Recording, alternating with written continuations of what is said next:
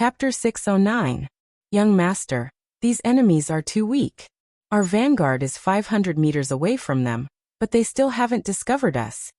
Tiger's Mane put down the night vision telescope in his hand, shook his head, and seemed to be singing a lament for the enemy. Humph. An army without a sense of crisis will never be strong. Come on, send out the signal for the general attack. Yang Chendong's eyes flashed. The enemy's carelessness determined their next result. This was the so-called, you reap what you sow.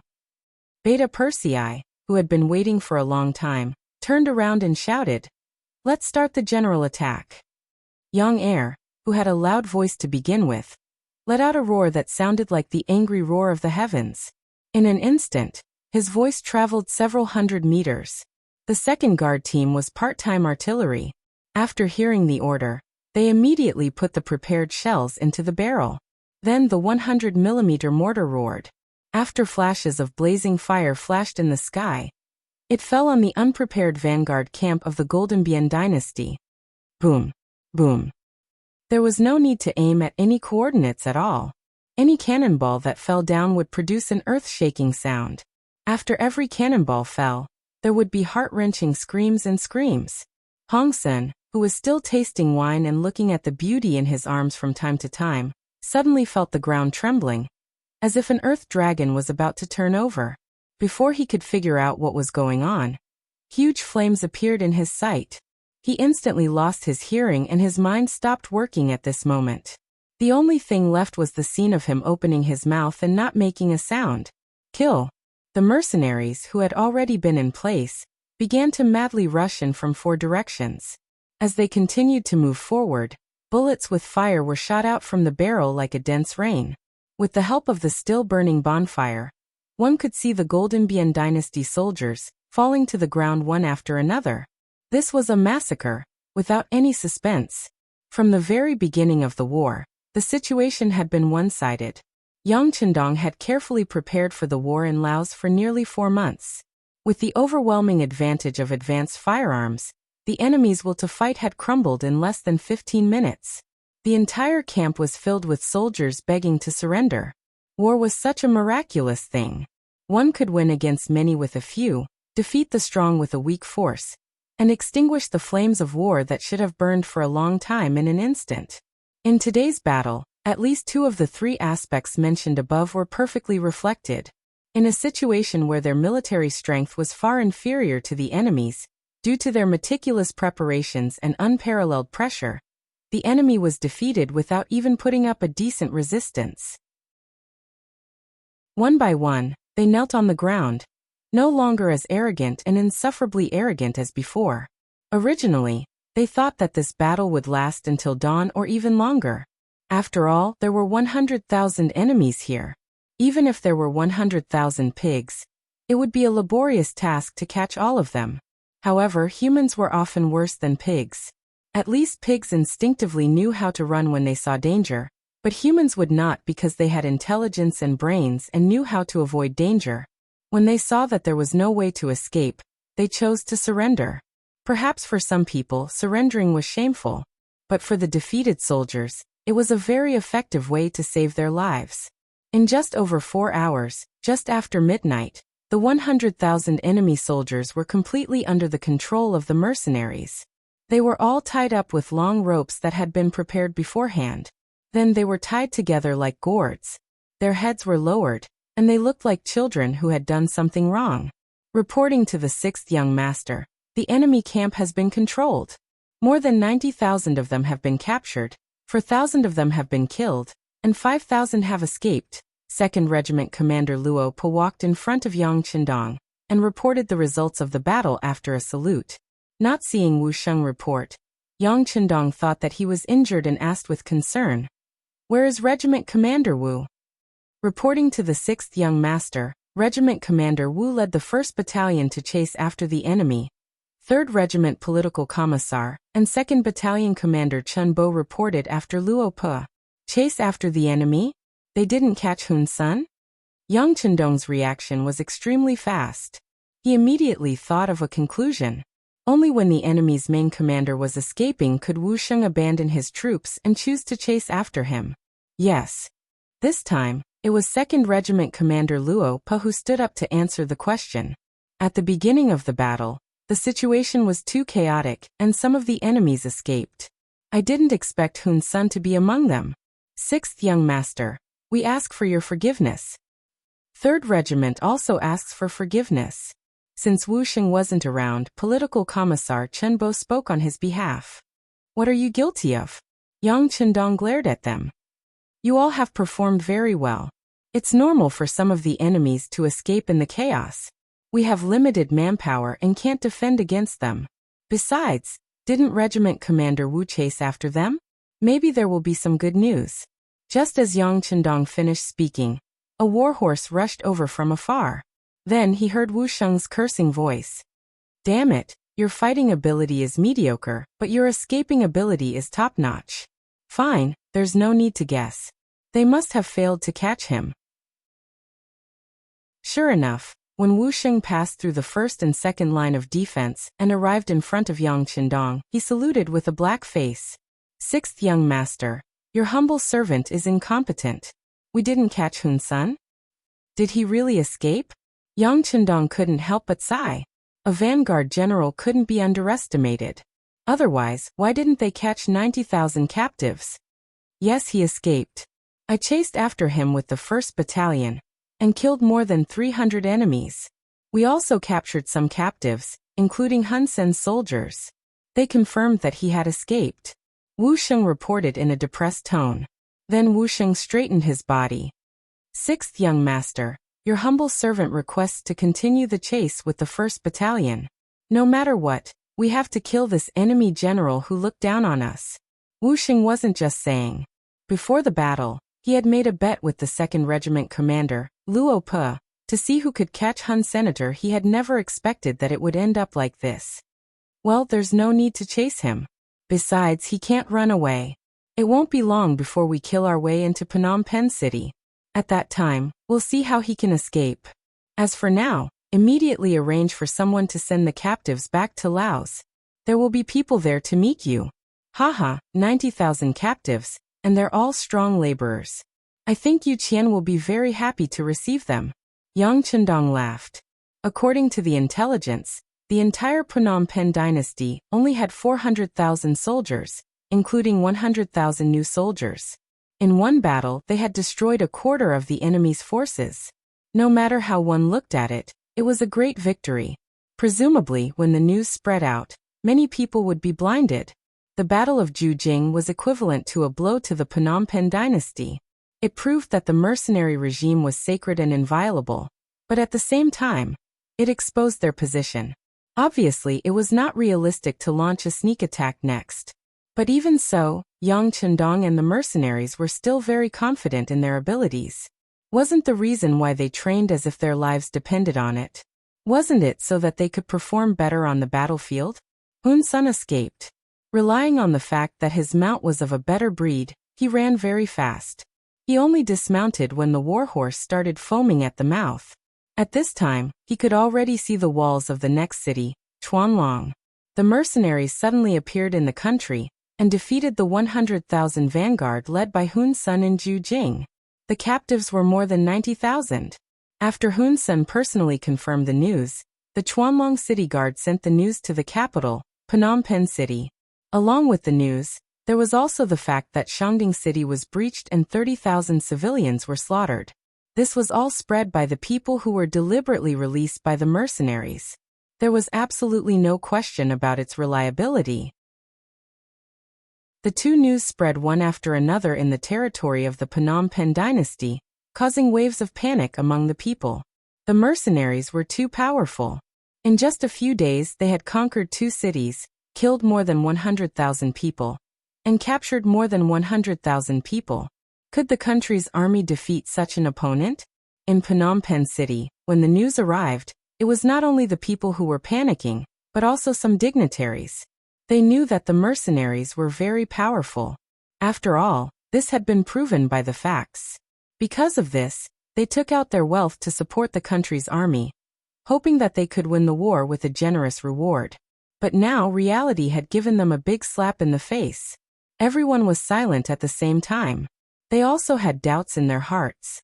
Was it right for them to support their country to go to war with the mercenaries? In the palace, the moment King Boromir received the news of the war, he sat there without moving for a long time as if he had been petrified. When he came back to his senses, he cursed.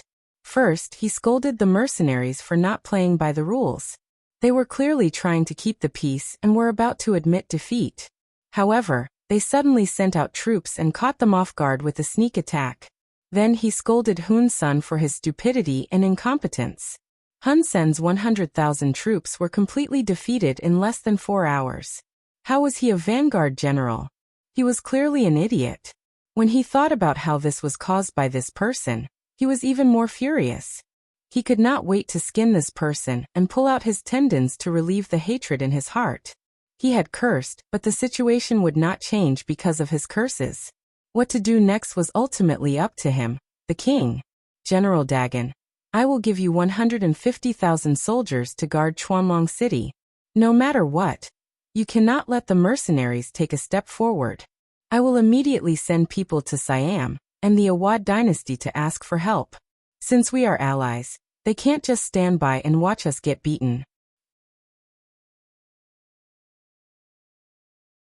Chapter 6:10. The alliance had become his last hope, and Boromir hoped that they would be willing to fight to the death and send troops to Laos. As long as they made a move, the mercenaries would be attacked from both sides. The mercenaries were likely to retreat. Then, it would be time for him to recover what he had lost and restore the prestige of the country. He quickly arranged for people to get reinforcements. Then he fixed his eyes on Chuanlongcheng. Not only King Boromir, but many people in the entire Golden Border dynasty had their eyes on Chuanlongcheng. They wanted to see the result of the clash between the two armies. Would it be beneficial or disadvantageous? Laos. The news of the victory in the Battle of Jigging City had finally spread. At first, it was just some gossip. There was no confirmation, but it had already shocked many nobles. Didn't they say that the mercenaries would not make a move? Didn't they admit defeat? Why did the battle start so soon? Before that, they did not receive any news at all. There was no lack of smart people among the nobles. They quickly remembered that the 20,000 Laotian mercenaries were transferred to the south. At that time, it was said that it was to eliminate bandits and to prevent the Golden Border dynasty's army from pressing on the border. Now it seemed that it was just an excuse. They were probably already on the battlefield at that time. The nobles had bribed many Laotian mercenaries. After all, these people were born here. They had too many concerns and too many shortcomings. However, it was obvious that these people were also kept in the dark. They did not know their mission until the moment before the battle. At that time, because of the tight lockdown, they could not send back the news. So what did this mean? Did the mercenaries know that they would interfere and were already on guard? Or was it all because of military needs? If it was the latter, of course it did not matter. It was understandable that the army needed to lock down the news. However, if it was the former, would the nobles be dissatisfied with their interference in the mercenaries' affairs? Would they even be the next target of punishment? These nobles were originally people who had lost their power. They had inherited too many things from their ancestors. In fact, they were already in dire straits. If the mercenaries stepped on them at this time, how could they resist? While these people were in a state of panic, the news that the mercenaries had conquered Shangding and Jiujing, killing tens of thousands of enemies and capturing 90,000 enemies was reported to the Yang dynasty. For a time, all the tianxia inns in the various cities were overcrowded. Many commoners squeezed into these inns to drink the free tea and listen to the literate people talk about the news over and over again. Their faces were filled with excitement and excitement. Under the influence of Yang Bao's public opinion, more and more people learned about the policies of Lao Province. As Lao Province's infrastructure was on the right track, more and more people had jobs and money to earn. Through the distribution of land to the rich, more and more people were able to live on land that belonged to them. As long as the people had land in their hands, they would feel at ease and satisfied. Although the Lao provincial government had only been established for a few months, it had already received the sincere support of many of the people. This time, when they learned that the mercenaries who were guarding the fruits of their victory had won a great victory, almost everyone was happy. If they won the war, it meant that the benefits in their hands would not be taken away at will. In front of a bright future, the Landsong kingdom could go to hell. In the past, this kingdom had not treated the people well. If they were allowed to kill their way back, wouldn't they return to the days when they did not have enough food to eat and clothes to keep warm? The people were the most direct in their actions. They did not care about right or wrong, good or bad. They only knew that if someone was good to them, they would be good to that person. Now that the Lao province's policies were on their side, naturally, they would side with the Lao province. In addition, there were the educated youths among them who were spreading the news every day. There were also the Han people who had gained more benefits from the war. Thus, the opinions of the people were surprisingly unified. In the afternoon when the news was published, at least 7,000 young people had signed up to join the army. They were using their actions to support the Lao provincial government. As the provincial governor, Luan Shaoqian was very touched by the actions of the people. However, as a sub-province, there were strict regulations on the number of soldiers they could have. This was to prevent other provinces from secretly expanding. Thus, in the face of the enthusiasm of the people, Luan Shaoqian personally received them at the square in front of the government building. He expressed his gratitude and stated that there was no shortage of people in the mercenary army. He also asked them to return first. If there was a need to recruit soldiers, Yang Baozhong would report it. As for the youths who did not want to join the army on a whim, he suggested that they sign up first to learn some basic military knowledge. If there was a need for soldiers, those with experience would naturally be given priority. After much persuasion, they finally managed to persuade more than 7,000 people to go back. This scene quickly spread throughout the entire Wanxiang city, causing many people to be shocked. In just a few short months, the Lao provincial government had already won the hearts of the people. It seemed like even the Landsong kingdom's most glorious period could not achieve this. With Luan Shaoqian holding the fort and meticulous preparations, the provincial government was operating as usual. Other than continuously sending various war preparations to the front lines, they were fully focused on developing their businesses and infrastructure.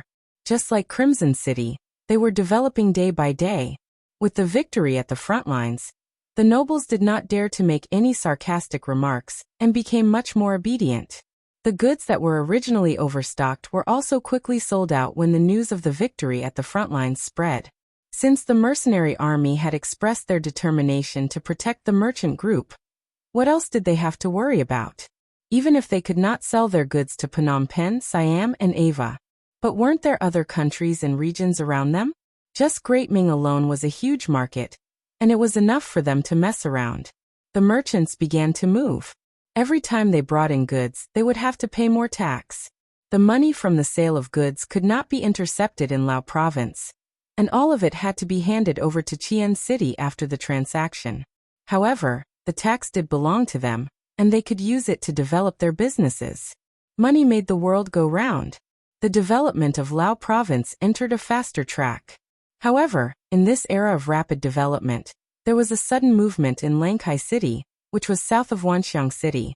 The Siam kingdom had sent out 200,000 soldiers and was about to attack the city. As the war progressed, the days passed, and Siam and Ava finally started to make their moves. This was especially so for Siam, whose territory was adjacent to Wanxiang City, where the Lao province government was located.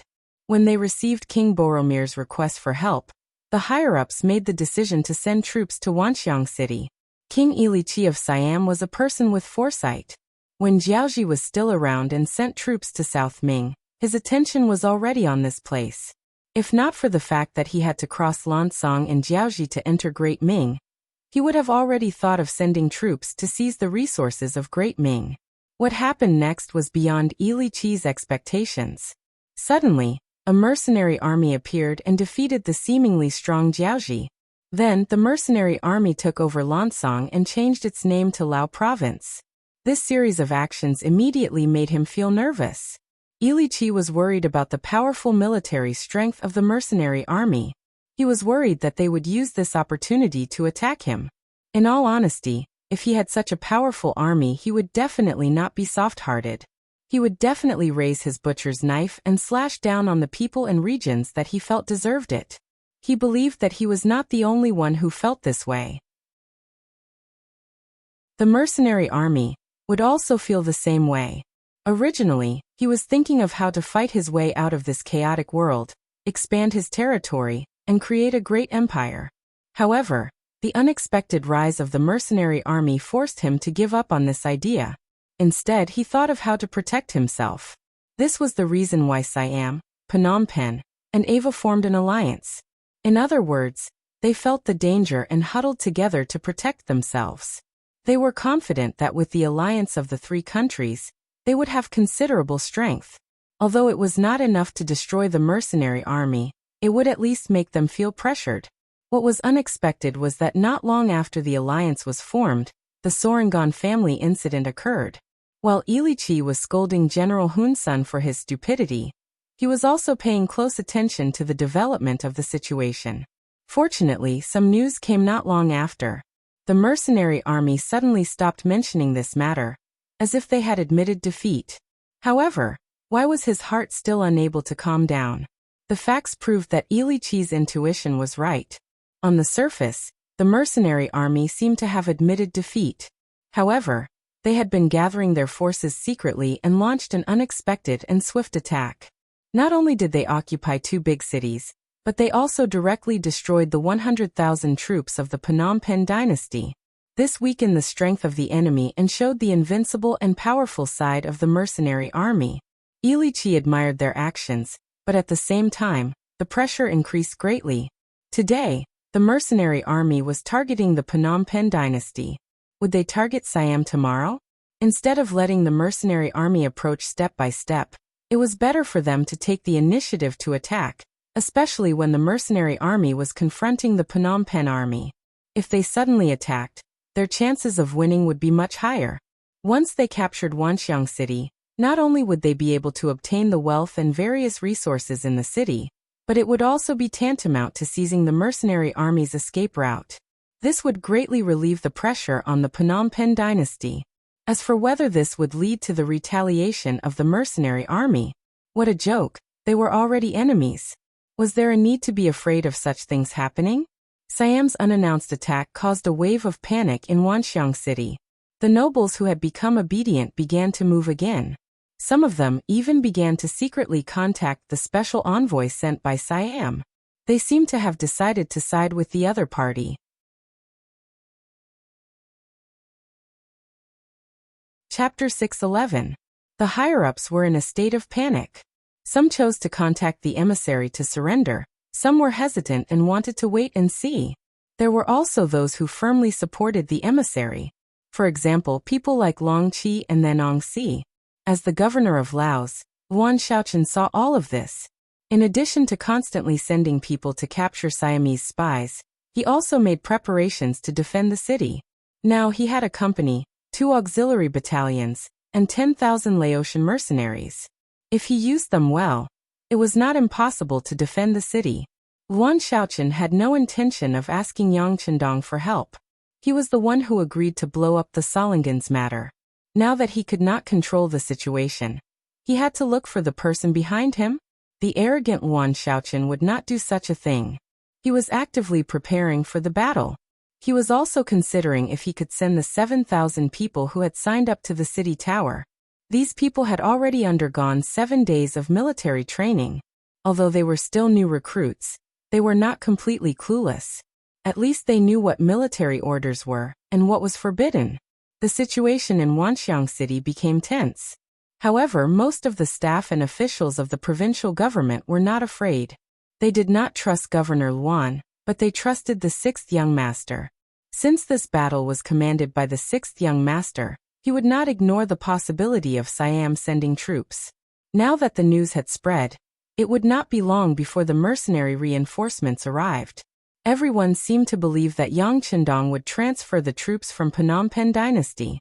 However, after waiting for a long time, there was no news. As time passed, people began to waver. Below Chuanlong City, the main force of the mercenary army that everyone had placed their hopes on was now gathered. Yang Chendong was also standing in front of the temporary command center's sand table, with a relaxed expression. He didn't seem worried at all because the attack in defense of Wanxiang City was about to begin. Are all the battalions and companies ready for battle? Yang Chendong retracted his gaze from the sand table and turned around to look at the 2nd Regiment commander of the Icy Blade Division, 3rd Regiment commander Wu Sheng, and the Auxiliary Regiment commander Lu Zhua. Everything is ready. We can attack the city at any time, Luo Pa said excitedly on behalf of the other officers.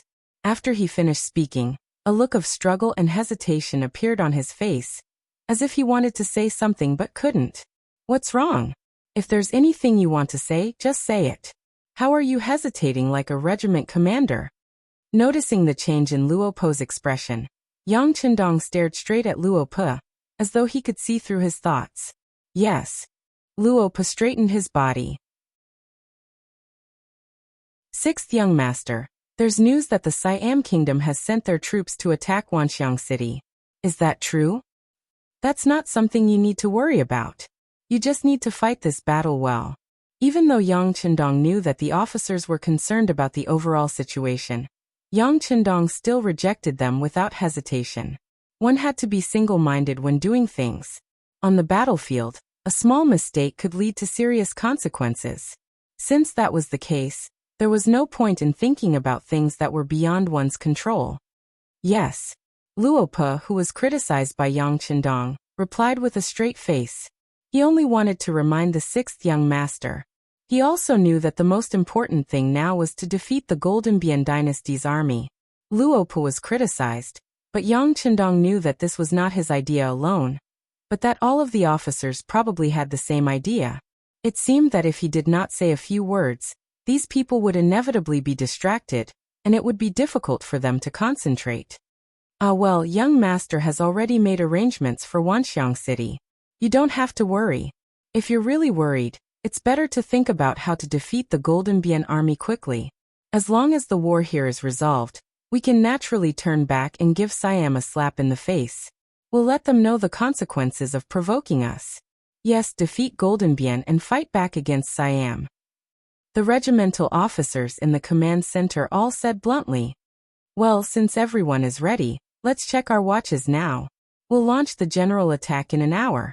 Yang Chendong raised his right arm, revealing the exquisite military watch on his wrist. At the same time, several regimental officers also looked at the military watch on their wrists. Chuanlong City. It was not a big city in the Golden Border Dynasty, but because of its unique geographical location, beside the Mekong River and behind the Orange Well City, it became a strategic place and one of the front doors to enter the Golden Border City of the Golden Border Dynasty. At this time, the 150,000 troops led by General Dan were guarding this place. General Hun Sun, who had retreated to this place, had been kidnapped and sent back to Golden Bian Dynasty. 100,000 defeated soldiers. This was a crime that this general would have to bear. Once Hun Sun was punished, Dan's influence and strength in the army would rise to a new level. After all, no one would compete with him, and he would be worthy of being the boss. The army entered the city and took over the defense line of the entire city. Dagon also became the boss of the city. After inspecting the defense of the city tower, he returned to his temporary residence and called for a group of singers to sing a song. He crossed his legs and looked very leisurely. He had figured out the situation of the mercenaries these days. At most, there were only about 40,000 people. Their military strength was more than 3 times that of the enemy. With a strong city to defend, what was there to be afraid of? Even if the other party had some advanced firearms and cannons, he was not someone to be trifled with. He had already arranged for an inspection team of 10,000 people. As long as the soldiers did not flee, he was not afraid of the mercenaries with his advantage in numbers. Of course, what gave Dan confidence was that Siam had already sent troops. Now he only needed to delay the main force of the mercenaries, and it would be a great victory. Once the Allies succeeded, the mercenaries would have no choice but to retreat. Now his mission was to defend Longchuan City, and it would be a victory. The terrain here was very good. The west gate was next to the Mekong River, and the army could not be stationed there. The south gate led to the hinterland of the Golden Bian dynasty, and there would be no enemies. So he only needed to defend the north and east gates. When the time came, the mercenaries would retreat, and it would be a victory. As for whether the enemy would attack the two gates, he would deal with it as it came. With such a thick city wall and so many soldiers, the enemy could not fly up. Besides, even if they relied on the advantage of the cannons to enter the city, so what? When the two sides fought, the power of the cannons would be limited. Then it would be time for the enemy to counterattack with the advantage of numbers. Don was very satisfied, especially after he kidnapped Hun's son and sent him back to Golden Bian City. No one in the army could stand shoulder to shoulder with him. The feeling of being completely at ease, and the momentum of being a man of his word, made him feel like he was floating in the air. It was as if the world was in his hands. This feeling lasted until suddenly, the ground under his feet shook, and then it disappeared. Boom, boom, boom, boom, boom. Under the attack of the cannons, the entire Longchuan city was shaking. Some tiles on the houses fell to the ground like rain. The people in the streets were frightened by the loud roar, and they ran around like headless flies. It seemed that this was the only way to reduce the fear in their hearts. Reporting to the general, the mercenaries have started to attack the city. The north gate has been breached. Don was also frightened by the deafening sound. Just as he got up and walked out of the courtyard, a guard knelt in front of him and reported a piece of unexpected bad news. What? The north gate has been breached? Don felt like he was hit by a huge rock. He felt his vision turn black, and his legs went soft, and he was about to fall to the side. Fortunately, the guard reacted quickly and reached out to support him. General, what are you shouting for? I'm not dead yet.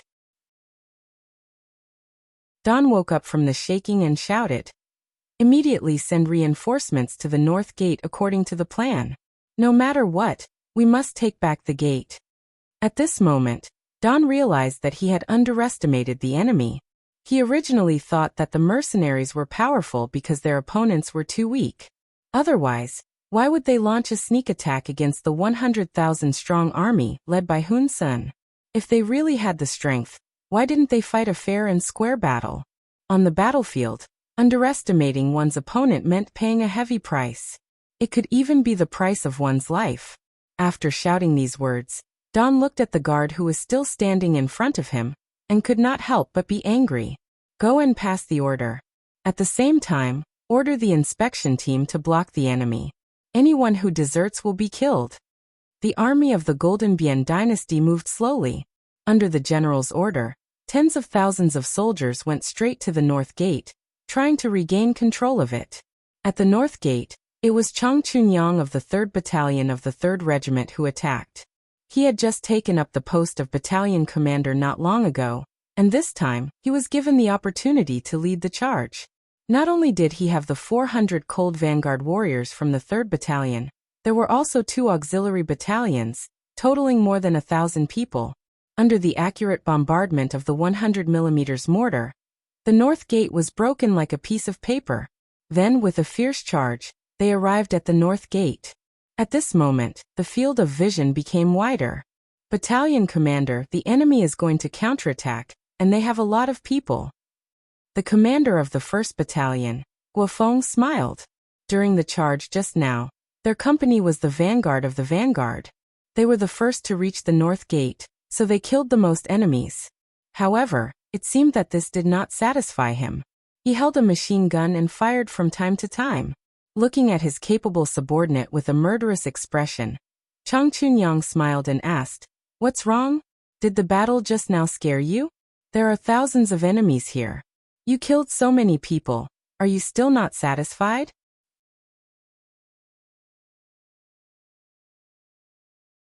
Chapter 6:12. You want to scare me with a 1,000-man team? Battalion commander, I'm not bragging. Our company is the strongest. Even if we face a 10,000-man team, we won't frown. Guofeng said with some pride, and then half a magazine of bullets shot out.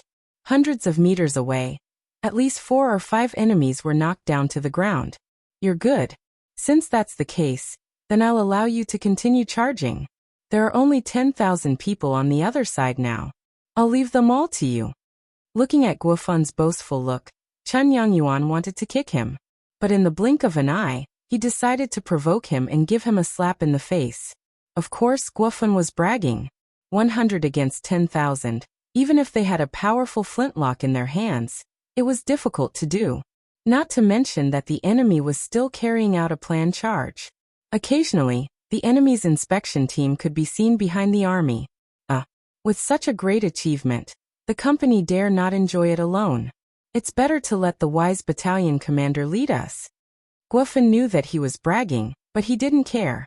Instead, he said with a flattering look. In any case, they would often joke about such things in private. Humph. Chen Yangyuan snorted and didn't expose Guofun's embarrassment. Instead, he said with a very serious expression. No matter how many enemies come, we have to kill them all. As long as we attract enough firepower from the enemy, the pressure on the commander's side will be reduced, and the faster it will be. Yes. When it came to serious matters, Guofun also put away his cynical expression. He turned around and shouted to the soldiers around him while firing his gun. Fire for me, don't be afraid of wasting bullets, and don't let the enemy counterattack. Shoot. Bang bang bang, da-da-da, tut-tut-tut. All sorts of gunshots rang out, representing the sounds made by different firearms. Thousands of tongues of fire spewed out together, suppressing the enemy's charging force in an instant. When the soldiers of the Golden Bian dynasty fell down as if they were blown by a hurricane, the momentum of the attack began to slow down. Knowing that they would die if they rushed forward, no one would not cherish their lives. If it weren't for the inspection team behind them, they would have turned around and fled long ago. Gunshots were still ringing out from the North Gate, and the soldiers of Chuanlong City were rushing towards the North Gate to provide reinforcements. It was as if they would not stop until they had taken back the North Gate. While everyone's attention was on the North Gate, the attack on the East Gate began. Unlike the North Gate where there was only one cold vanguard battalion, the one leading the charge at the East Gate was the 3rd Regiment commander, Wuxia. This time he had brought 2 main battalions for auxiliary battalions, and 5,000 Laotian mercenaries. His goal was to charge into the city in one go to crush the enemy's morale, and destroy their will to fight. The mission Yang Chendong gave them was to be like an arrow piercing through the clouds, tearing the enemy's defensive line in half, paving the way for the main force to enter the city. In order to better complete the 6th Young Master's mission, Commander Wu Sheng and Political Commissar Chen Bo decided to split up after a discussion. First, the 3rd Battalion, Spring Sun, would take down the North Gate and attract the enemy's main force. Then they would rush into the East Gate and catch the enemy off guard. It seemed that this was the only way they could successfully enter the city and carry out the mission. Otherwise, if there were too many enemies and they were all blocked together, it would be impossible to open a path in front of a sea of people. The plan went very smoothly. While the North Gate was busy fighting, the attack on the East Gate began. Furthermore, under the careful planning of the 2 main battalions, when the 40 rocket launchers directly smashed open the North City Gate, Wu Sheng led the mercenaries and charged in like an avalanche. Everyone was filled with murderous intent, and everyone rushed forward. The guns in their hands were constantly spewing flames, and they were like gods who had descended from the heavens. Whenever an enemy was in their line of sight, they would be hit by bullets as soon as they raised their swords and rushed forward. They would either die immediately or fall to the ground and cry out in pain. Along the way, they looked down on everyone. No one was their match, and no one could stop them. Dagon had already put on his armor and rushed to the North Gate under the protection of a group of bodyguards. Before he reached the city, a messenger reported that the East Gate had been breached. Quickly send people to block the East Gate. Don't let any enemy enter the city. With the previous example of blocking the North Gate, Dagon did not panic. In his opinion, even if he had to use human lives, he could still chase the mercenaries out of the city. At this moment, Dagon did not fully value the mercenaries. Or rather, he did not see the true strength of the mercenaries. He really thought that it was an ancient war where he could rely on numbers to turn the tide. He did not know that unless he could stop the mercenaries' charge in one go, the appearance of the mercenaries would only be a tactic of filling the gap. It was not effective at all. The battle at the East Gate was far more intense than the North Gate. One was defense, the other was offense. One was support, and the other was the main force. The situation was completely different. Before they could figure out the mercenaries' true intentions, groups of Golden Border Dynasty troops rushed to the East Gate and were eliminated one by one. When they sent out a 100-man team, they would be wiped out. When they sent out a 1,000-man team, they would be heavily injured. When the 2,000 inspectors arrived, all they saw was a street full of corpses and injured people lying on the ground. What they saw was the main force of the 2nd Regiment of the Cold Vanguard charging towards them with guns in hand. Attack! Seeing that another group of enemies had appeared, and there were quite a number of them, Political Commissar and 2nd Battalion Commander Chen Bo took the lead. He held the 95 style in his hand and activated the burst mode. As he strode forward, he kept pulling the trigger. As soon as the inspection team saw the situation clearly and was about to turn around and retreat, intense gunshots rang out. The 2,000 people instantly scattered like a beehive that had been poked, leaving behind hundreds of corpses on the ground. In just one encounter, hundreds of corpses were left behind. This kind of strong combat power gave the inspection team a feeling of invincibility. In the past, others had always been in the front. Now that it was finally their turn, they felt the horror and strength of the mercenaries. Waves of enemies appeared at the East Gate one after another, and were crippled one after another. Finally, it attracted Don's attention.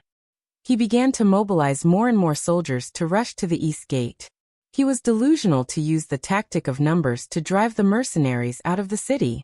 Guns are very powerful, but they will run out of gunpowder eventually. Don't be afraid, just rush forward. As long as you can kill one enemy, you will be rewarded with 10 taels of silver. As long as you snatch a gun, you will be rewarded with 100 taels of silver. Afraid that the soldiers below would not use their full strength, Don led his men to the East Gate while constantly raising the bounty. He believed that under the stimulation of profits, there would definitely be people who did not care about their lives. As long as these people could rush to the front of the mercenaries, it would be time for their cold weapons to shine. When there is a great reward, there will always be brave men. This was undoubtedly a wise saying. Some people who chose to join the army were putting their lives on the line. They were already prepared to die. As the saying went, wealth comes from danger.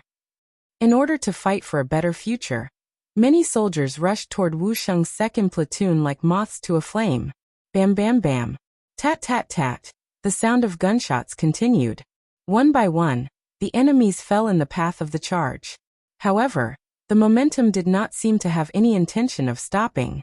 Many people were still moving forward with the help of their comrades' shadows. I only have one magazine left. When a cold vanguard warrior reached for his waist, he suddenly felt nothing and shouted subconsciously, I only have one magazine left too. I have 2 more. I don't even have one left. A cacophony of voices rushed into Wu Sheng's ears. While his face turned bitter, he could not help but turn around and shout, Who told you to waste bullets like this? Wu Sheng could not be blamed for saying this. Before the battle, every soldier had at least 2 basic sets of ammunition. For example, the 95 gun had 600 rounds of ammunition, a total of 20 magazines. At first, they thought it would be enough. Who would have thought that they would run out of ammunition so quickly? All right, everyone, save your bullets. At the same time, equip your bayonets and prepare for close combat. Political Commissar Chen Bo also shook his head helplessly.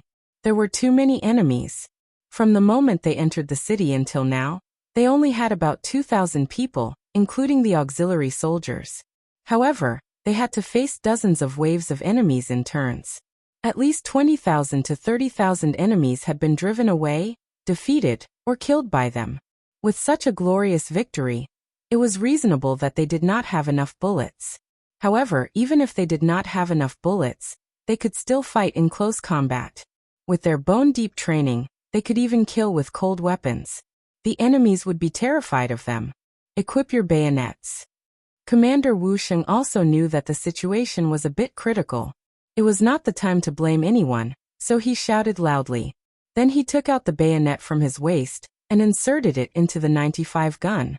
Suddenly, a flash of white light appeared, like a soldier standing in a standard military posture, majestic.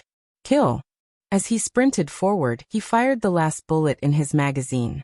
Wu Sheng led the 1st Battalion, 2nd Battalion, for support battalions, and 5,000 Laotian mercenaries as they charged forward.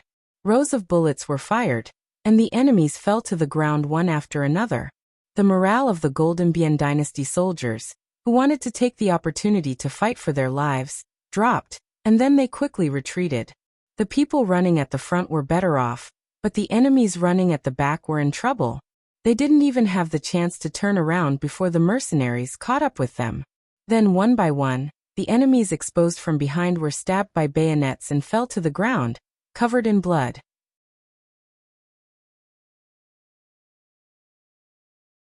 Chapter 6:13. With a single charge, the 2,000-plus enemy troops were scattered and disintegrated. But before Wu Sheng and the others could catch their breath, another team of 1,000 soldiers came from not far away. The two sides met in a narrow street in the city. Only the brave would win, and a chaotic battle ensued. At this moment, Lung Feng and the auxiliary soldiers fully utilized the 3-on-3 tactic. The three of them worked as one and launched a bayonet charge, as if it was their daily training. Every time a dazzling white bayonet was thrust forward, an enemy would be stabbed and fall to the ground. Intestines and blood flowed everywhere. The brave mercenaries also led the 5,000 Laotian mercenaries behind them. They were originally armed with cold weapons, either broadswords or spears. At this moment, they finally came in handy. Following Lung Feng and the auxiliary soldiers, they also brandished their swords to kill the enemies, showing their strong combat power. The team of 7,000 people was like a torrent of steel, constantly killing the enemy and attracting the enemy's main force. After fighting for half an hour, the situation here finally attracted more soldiers of the Golden Bian Dynasty. Especially when they heard that the mercenaries did not have guns, some of them felt that the time had come, so they stopped going to the North Gate and went to the East Gate. The pressure at the East Gate was getting stronger and stronger, while the pressure at the North Gate was getting weaker and weaker. When Chunyang and the others launched another long-range shooting, they found that the number of enemies was rapidly decreasing.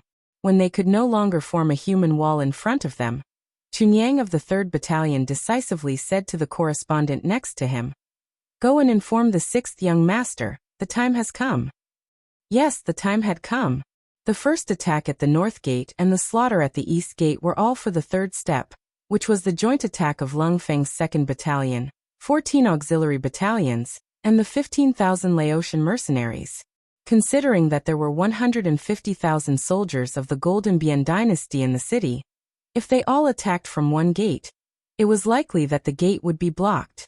In the end, they would block the way with only the corpses blocking the way.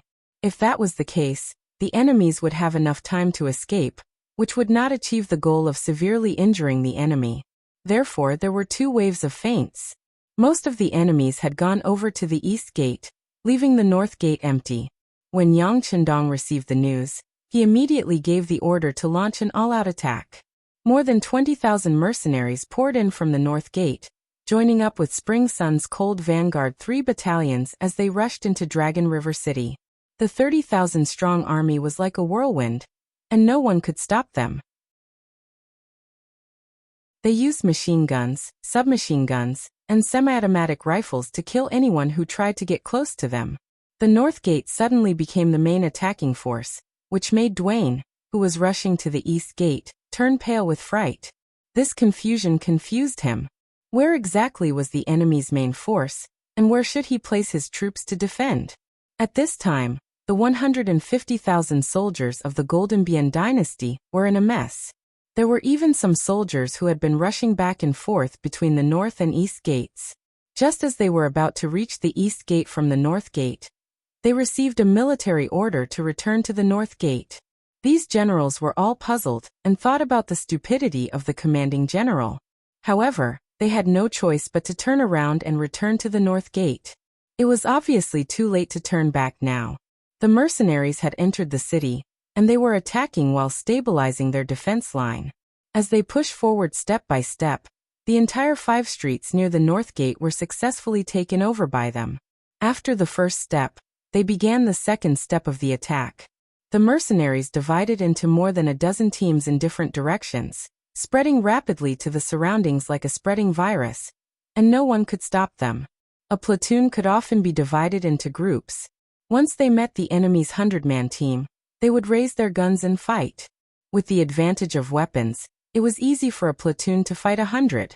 Once they encountered a 1,000-man enemy, they would retreat while fighting, waiting for their enemies to drop dead bodies in the process. Often, as they fought, another mercenary squad would appear from another street. Then they would launch a pincer attack from both sides. The enemy would become dizzy, the enemy would be at a loss, the enemy would be crying for their parents, and the enemy would be littered with corpses. More and more mercenary teams began to show their terrible lethality and destructive power, slowly giving the soldiers of the Golden Bien dynasty in the city a feeling that there were enemies everywhere, that there was danger everywhere, and that there was nowhere safe. In such an environment, the enemy's morale was rapidly disintegrating. After more than 8 hours of resistance, before night fell, the tight string finally broke. The morale of the soldiers of the Golden Bien dynasty fell to the bottom at that moment, and a large number of defeated soldiers and deserters began to appear. The situation was irreversible. Under the blurred vision, the inspectorate could not see the situation on the battlefield clearly, and more people had the opportunity to escape. As some of the bolder ones took the lead to leave, more and more soldiers began to flee. Black shadows could be seen everywhere in the darkness. Some soldiers even sneaked away 20 meters in front of the inspectorate team. It was almost an open and aboveboard move. General Damon did not notice all of this.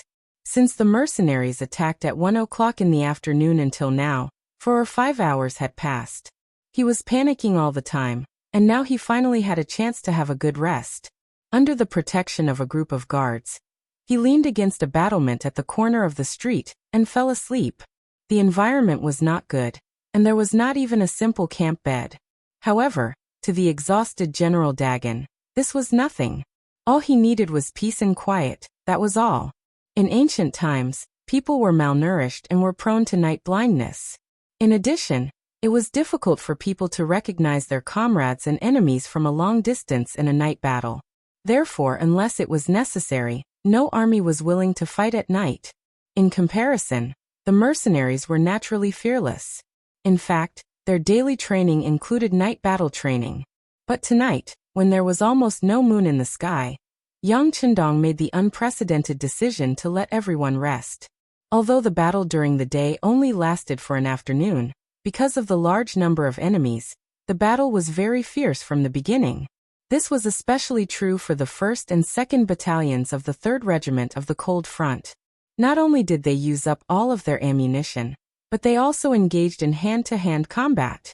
They were so good at using the 3-on-3 tactic that the enemies were terrified.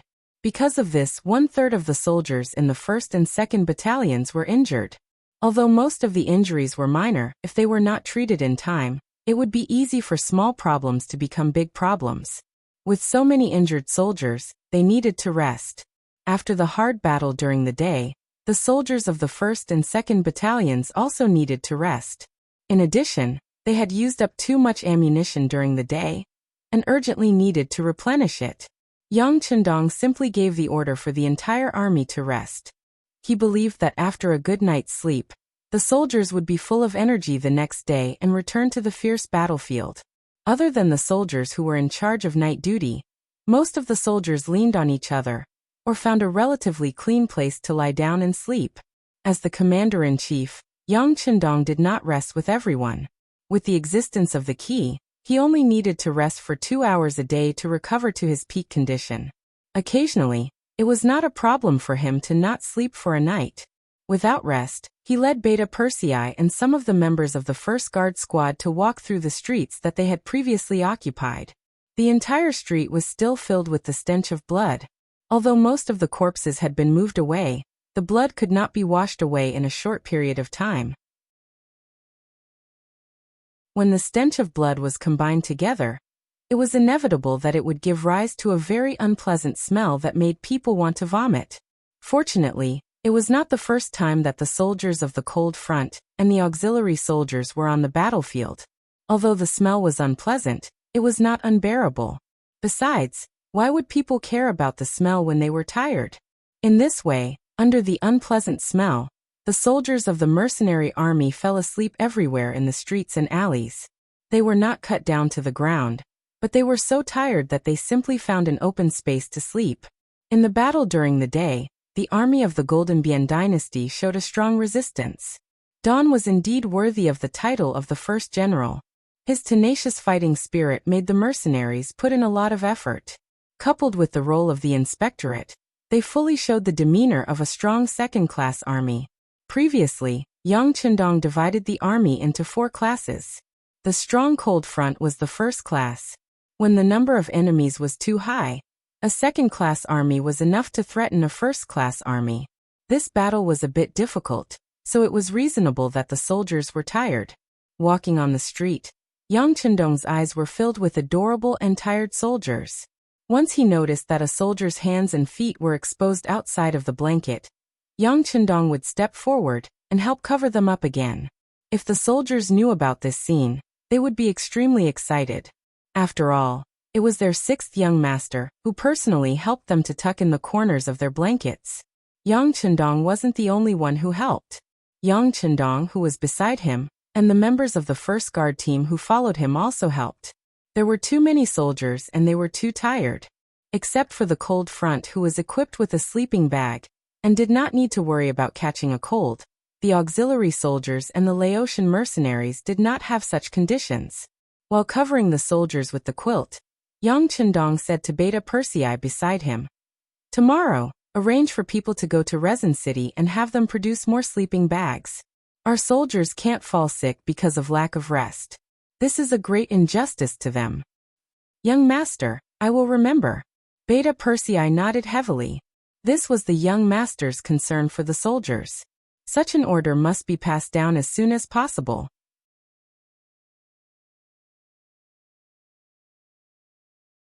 Chapter 6:14. There is a price to pay for hard work. At the same night, one side's commander was sleeping soundly with countless deserters under his command. The other side's commander was running on the path of caring for the soldiers. The soldiers had a good rest, and when the new day came, they would be more powerful. From this point of view, the outcome was clear. The sky finally brightened. Beta Persei, who was beside Yang Chendong, had been replaced by Tiger's Mane. He was busy making a bowl of hot porridge and sending it over. "6th young master, the porridge just came out of the pot. Try it." "Okay." Yang Chendong took the porridge, took a sip, and sighed. "It tastes good and it has a lot of calories." "Very good." Hee. Although the porridge was not made by himself, Tiger's Mane grinned when he saw that Yang Chendong was satisfied. "By the way, have the other soldiers drunk?" Yang Chendong just sighed, and then focused on the soldiers. "They are all queuing up to drink. By the way, young master, the scouts have sent information that at least half of the enemies escaped last night.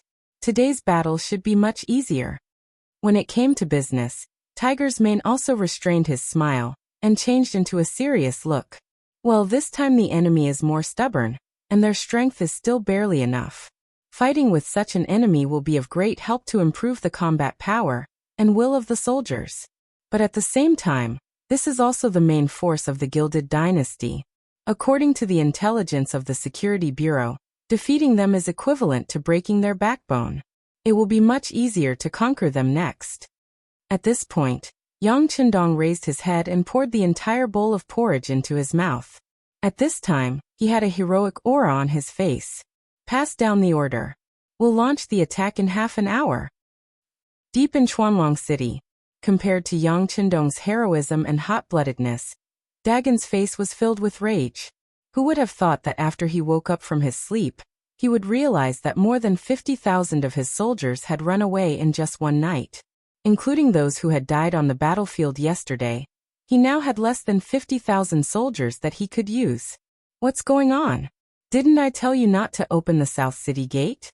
Where did those people escape from? Don't tell me all 50,000 of them jumped down from the tower? Dagon asked in disbelief. If it was only a few hundred soldiers using ropes and other objects to escape from the city gate tower, he could still understand. However, How could he accept the fact that 50,000 people escaped in one night? The bodyguard who was asked had a bitter look on his face. Knowing that the general was angry, not only could he not leave, but he could only stay here and explain. Thus he carefully answered, "General, it was the captain guarding the southern gate who opened the gate and escaped, so? Bastard." After hearing the explanation, Dagon raised his leg and kicked him. The bodyguard who was half kneeling was unlucky. He fell to the ground and wailed in pain. Ignoring the soldier's pain, Dagon pulled out the saber on his waist and roared, "So what if 50,000 people escaped? I still have 50,000 men, which is more than the mercenaries. Today, I will fight them to the death." Dagon's words were filled with pride, but the dozen or so bodyguards beside him all fell to their knees and pleaded, "General, you can't do that. Now that the morale of the army is low, and the soldiers are exhausted, we can't fight anymore. Where there's life, there's hope. General, please take a step back and regroup. If we fight again another day, we will definitely win. There's an imbalance of power between us and the enemy. You can't use force, General. General, please reconsider." The bodyguards made all kinds of sounds. Their purpose was the same, which was to persuade Dagon to retreat. The army had lost its morale. If they fought now, they would only suffer heavy losses. Yesterday, they had 150,000 men, but they did not gain the slightest advantage. They lost tens of thousands and injured tens of thousands. They did not think that they could defeat the mercenaries with only 50,000 men. The bodyguards were not afraid of death, but they thought that it was not worth it to die in such a bloody battle. It would be better to take a step back and fight again after the army was reorganized. That way, the chances of winning would be much higher. You guys?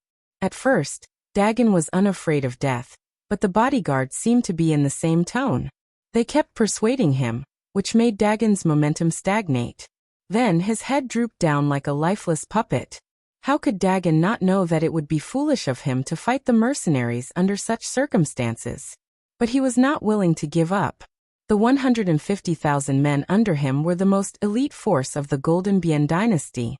With more than 3 times the number of men, the defense of the city wall, and their familiarity with the terrain, they could not defeat the mercenaries. He really did not know how to win. He had a feeling that once he gave up here, it would be difficult to defeat the mercenaries again. But if he continued to fight, how could he win with insufficient troops and low morale? If he retreated, it would be difficult to win. If he fought, he might be wiped out. This was a dilemma to begin with. But he still had to make a choice. Dagon sighed, and the sword in his hand fell to the ground. Forget it, forget it. If that's the case, let's retreat. Inform the soldiers in the city to withdraw as much as possible. Then prepare to set fire. Even if we leave, we can't let the enemy have a good time. Dagon finally made the decision to retreat, which made the bodyguards happy. This proved that they did not have to die, so they nodded and agreed. But before they could pass the order, the familiar gunshots suddenly sounded, and then became more and more frequent. It seemed that they were not far away.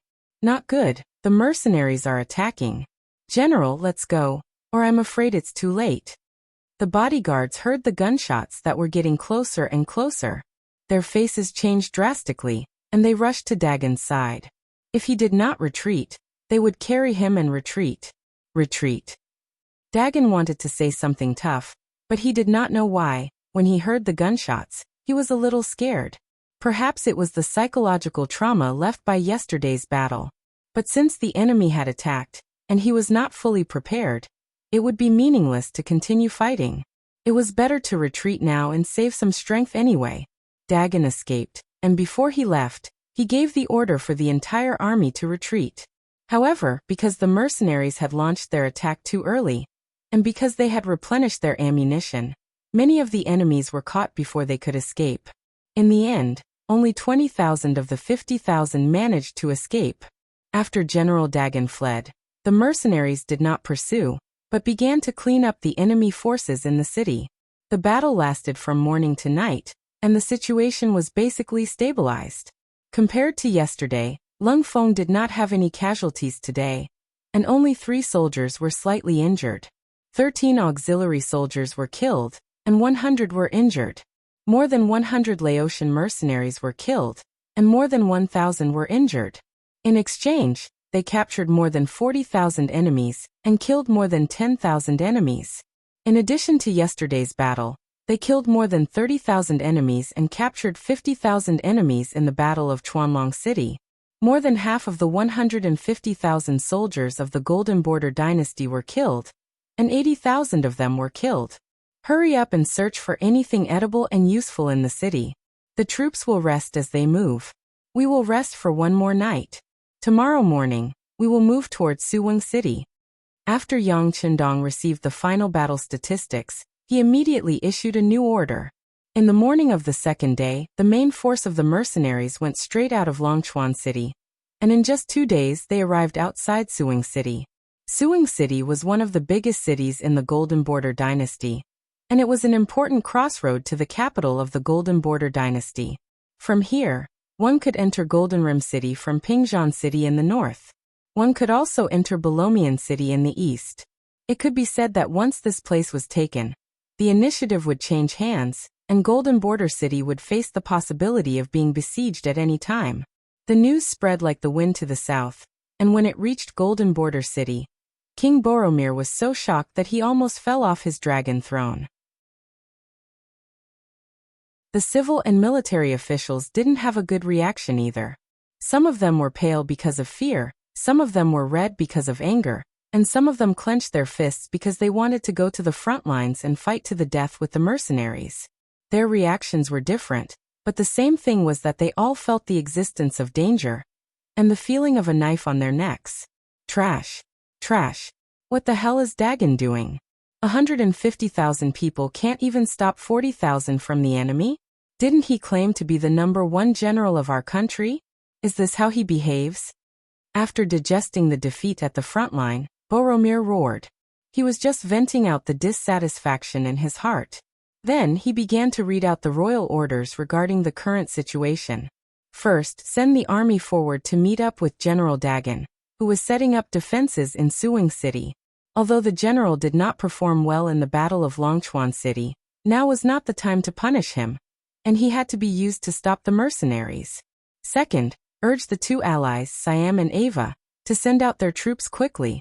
If they did not send out their troops, the Golden Border dynasty would be gone, and the alliance would cease to exist. At this moment, the Siam army and flag could be seen outside the south gate of Wanxiang City, the capital of Laos province. Siam had sent 100,000 soldiers to Wanxiang City earlier than King Boromir had expected.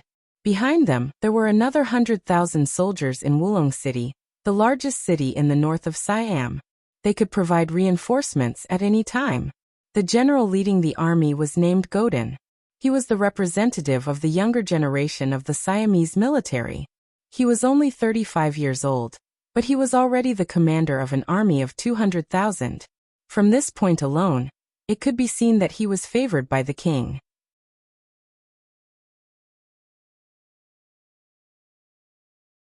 Chapter 6:15. Riding on a horse, dressed in a general's armor, Lan Song's face was full of confidence. Below Wanxiang City, Godin was full of pride and arrogance. Beside Godin was the famous general of Jiaoji, Fan Yuhai. This person was like a ghost who always made the right choice on the battlefield, escaping the pursuit and punishment of the mercenaries time and time again. This time, Fan Yuhai followed the Siam army and brought along 5,000 elite cavalrymen. After many rounds of elimination, the remaining 5,000 were undoubtedly the best of the best. According to Yang Chendong's evaluation, they had surpassed the standard of a second-class army, and were moving towards a first-class army. General Fan, how long do you think it will take for our army to conquer Wanxiang City?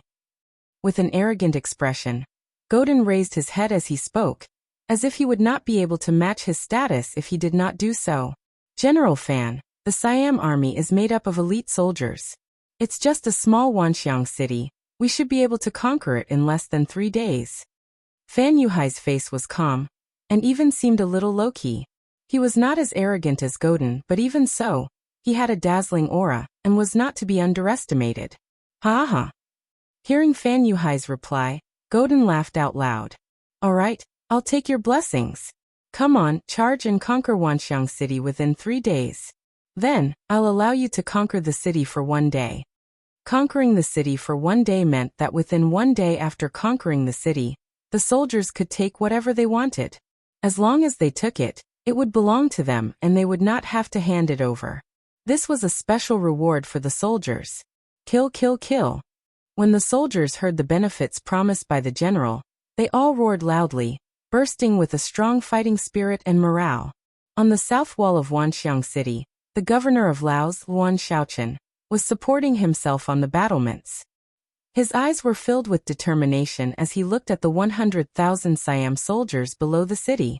The speed of the Siam army's appearance was far beyond Luan Shaochen's imagination. However, he was not afraid.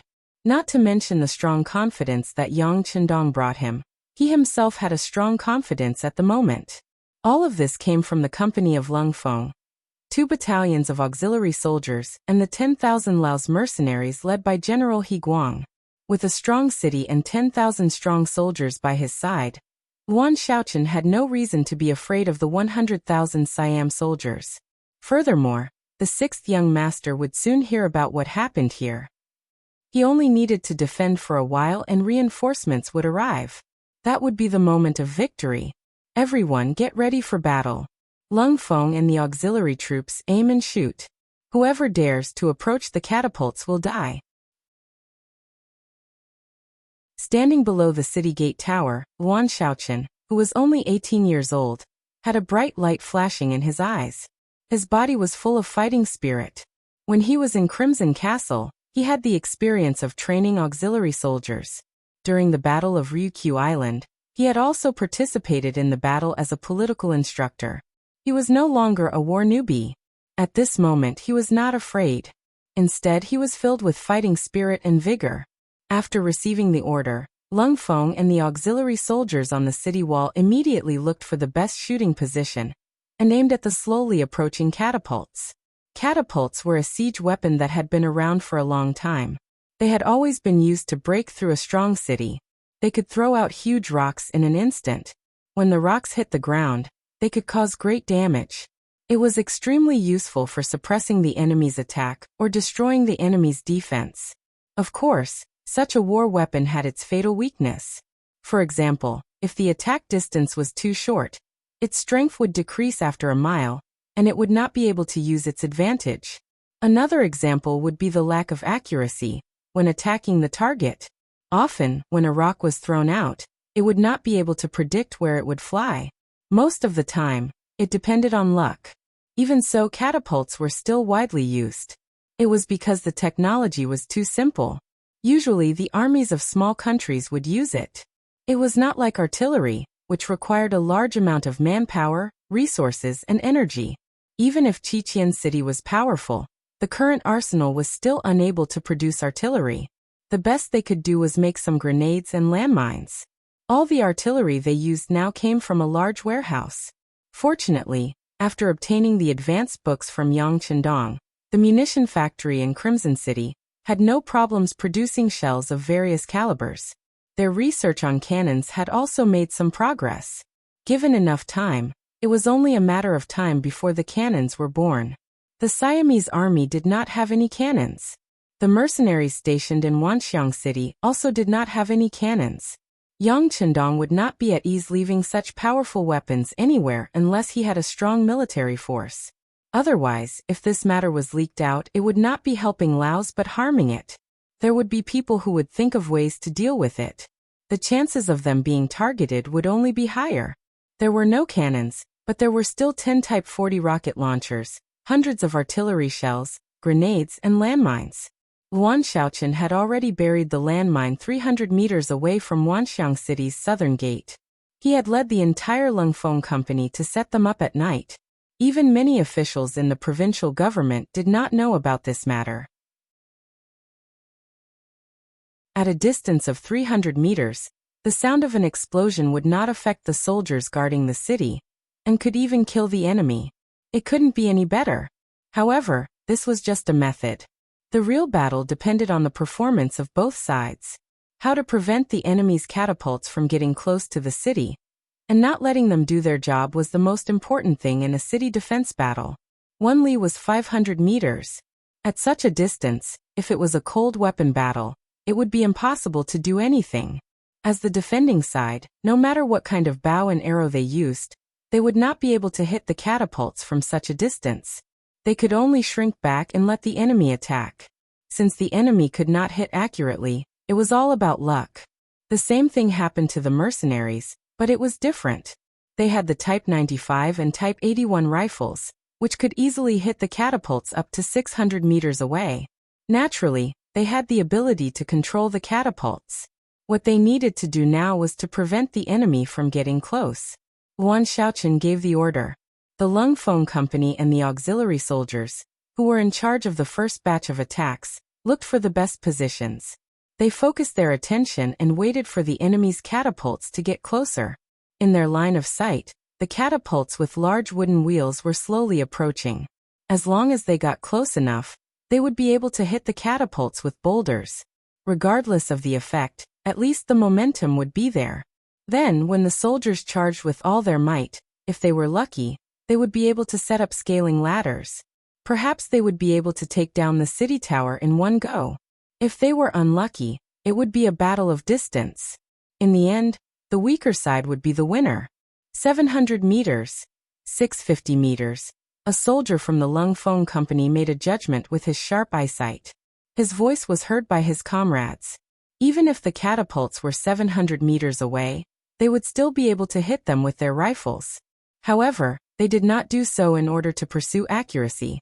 They did not want to amaze the world with a single brilliant feat. 620 meters. 600 meters fire. When the Siamese soldiers finally reached the optimal firing range, gunshots rang out. Because it was daytime, they couldn't see the gunfire clearly, but the sound of gunfire did not stop. Then, the Siamese soldiers around the catapults fell to the ground one by one as if they had been bewitched.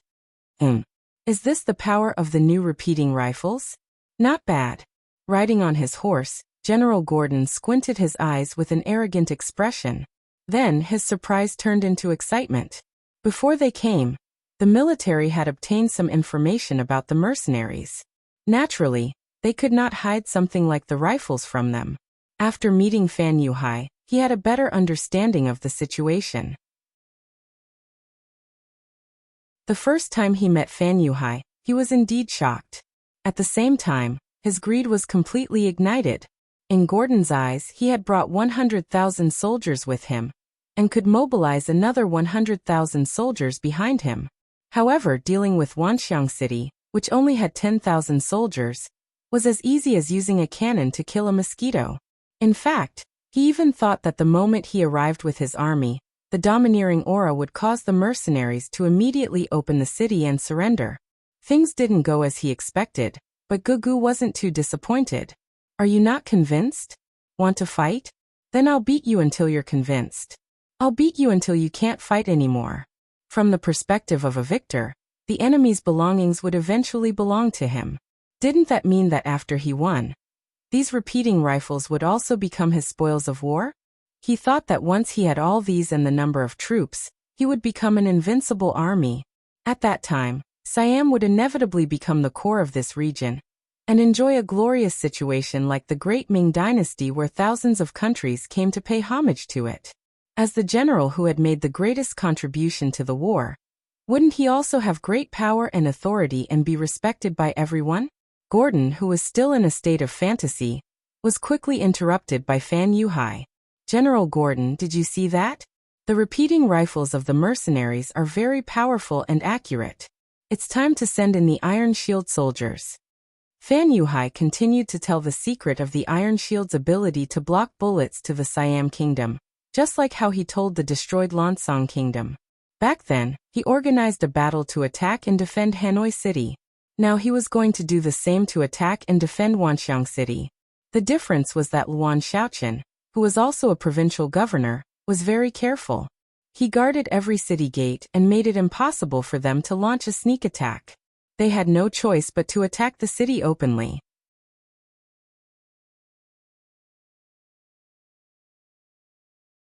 Chapter 6:16. However, it did not matter. This time, Siam had mobilized 150,000 soldiers, which was far more than the Lansang kingdom had mobilized previously. As for the 5,000 cavalrymen that he brought with him, they were there as bystanders. If everything went well, he would not mind getting a share of the loot. If not, he would run as fast as he could. In short, he would not let the mercenaries catch him. Not bad. Men, order the Iron Shield soldiers to lead the charge. Although Gordon was unhappy that Fan Yuhai had disrupted his fantasy, this was a war. Every soldier that died was another loss. Hence, he decided to listen to Fan Yuhai and send out the Iron Shield soldiers. Iron shields that were more than 8 centimeters thick could block bullets from muskets. Iron shields that were more than 10 centimeters thick could also block bullets from muskets in close combat. This had been proven countless times. Before the war, Siam had mobilized a lot of resources and gathered a lot of blacksmiths in the country to forge 5,000 iron shields. The shields were held by 5,000 strong men to defend against the enemy's muskets. Under Gordon's command, the 5,000 iron shield soldiers appeared. Once the 1.5-meter-tall iron shield was set up, it could cover their entire body and protect them from the threat of firearms. It's the Iron Shield soldiers. On the city wall, the Lung Feng soldiers cried out in shock. However, that was all they could do. They were not worried. They did not forget that Governor Xiao Luan had led them to bury many mines. Those were the best weapons against the Iron Shield soldiers. The Iron Shield soldiers can only protect a portion of the people. Look for opportunities to attack those who are not protected. Luan Xiaochen's expression did not change as he spoke calmly. What happened this time was a test for him. If he could fend off Siam's attack, he would not only be an outstanding local governor, but also a capable general. His knowledge of both civil and military affairs would allow him to walk a better and broader path in the future. The general did not panic, and the soldiers were confident. Lung Feng and the auxiliary soldiers began to look for opportunities to fire continuously. Although this could not stop the enemy from approaching, it was still able to eliminate the enemy's strength to a certain extent. At the same time, it was also a considerable deterrent. Once the shield was out, the gunshots continued. Compared to before, it was much more sporadic. Gordon, who was on his horse, laughed. He could bear such a loss. As long as the main force of the army could approach the city walls, with the help of the trebuchets, their morale would definitely soar. Perhaps if they were lucky, they would be able to seize control of the city walls after a few attempts and obtain the final victory. After the Siamese soldiers threw down hundreds of corpses, the catapults were finally positioned at a distance of 500 meters. Then boulders were lifted out of the catapults. With the help of levers, the boulders flew into the air and smashed towards Wanxiang City. From afar, the momentum was astonishing, but the weakness was also very obvious. Out of 10 boulders thrown out, it was already very good if one of them hit the city tower. Most of them hit the city wall, causing the ground to shake, but it did not affect the overall situation. But it had to be said that the trebuchet's momentum was still very impressive. Under its encouragement, more and more Siamese soldiers followed behind the shield-wielding soldiers, and began to move forward step by step. Sher could even see the appearance of scaling ladders through the cracks. This was a great tool for climbing the city walls.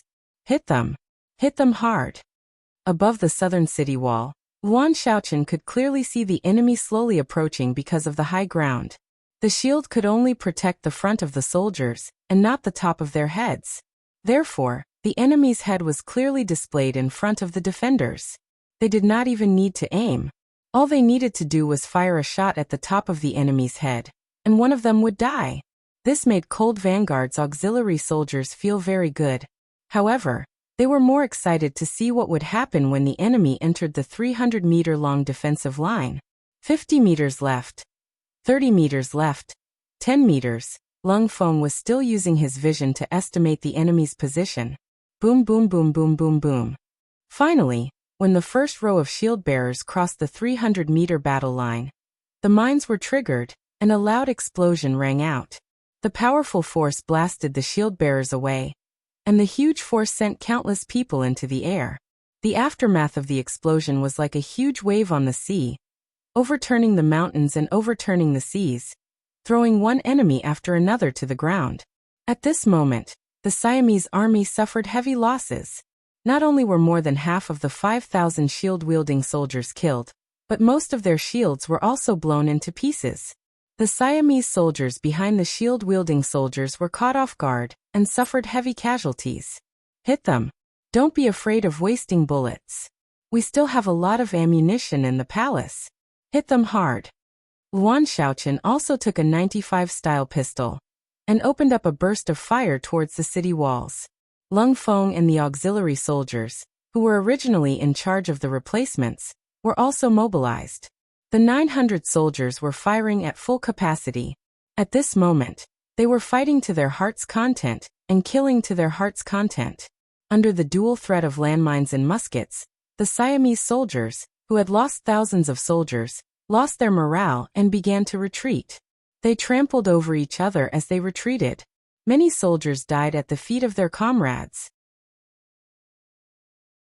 In such an environment, those who were pushed to the ground would never get up again.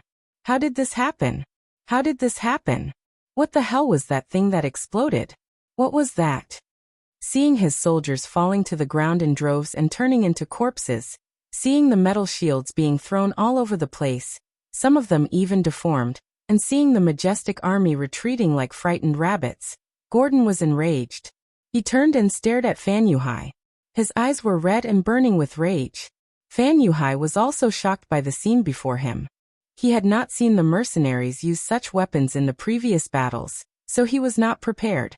He had forgotten that most of the previous battles were sieges. The use of landmines was naturally limited. In the only battle of Hanoi City, he did not want to destroy the commercial street. Moreover, the Jiaoji army was charging ferociously and did not have time to plant landmines. Hence, he did not use them. However, it did not mean that they could not be used. Now they finally came in handy. They caught the Siamese army off guard and dealt a heavy blow. The effect was shocking. These are landmines. Actually, the Ming dynasty has used them before, but they were not this powerful. Fan Yuhai was indeed a famous general in Jiaoji. He quickly thought of the deceased generals Ruan Gengwang and Chen Heijin. Both of them had encountered such things in the rainforest. They even said that the mercenaries called them landmines. They were powerful weapons that would explode upon contact. Didn't this match what was happening before him? Landmines? Since you knew, why didn't you say so earlier? Gordon continued to blame him. Obviously, he did not want to bear the consequences of losing the first battle. He wanted to push all the blame to someone else. Fan Yuhai did not answer. Instead, he looked to the front and said calmly, "General Gordon, let's retreat first. There is no one controlling the catapults. The morale is low. Let's regroup and prepare for battle." Following Fan Yuhai's gaze, Gordon noticed that his trebuchets had stopped working and the soldiers in front of the trebuchets were all lying on the ground. It was obvious that this was the result of the continuous firing of the flintlocks. They had lost the first battle just like that. Although Gordon didn't want to admit it, he knew that this wasn't the time for loyalty. He could only grit his teeth and say helplessly, "Beat the gong to retreat. Retreat 5 miles." The Siamese army retreated. They did not even want the bodies of the soldiers, catapults, and shields. The resources were all within the firing range of the mercenaries' muskets. Who could snatch them back? Unless they launched an all-out attack. However, if the problem of landmines was not solved, could they really do it? Victory. The enemy ran away with their tails between their legs.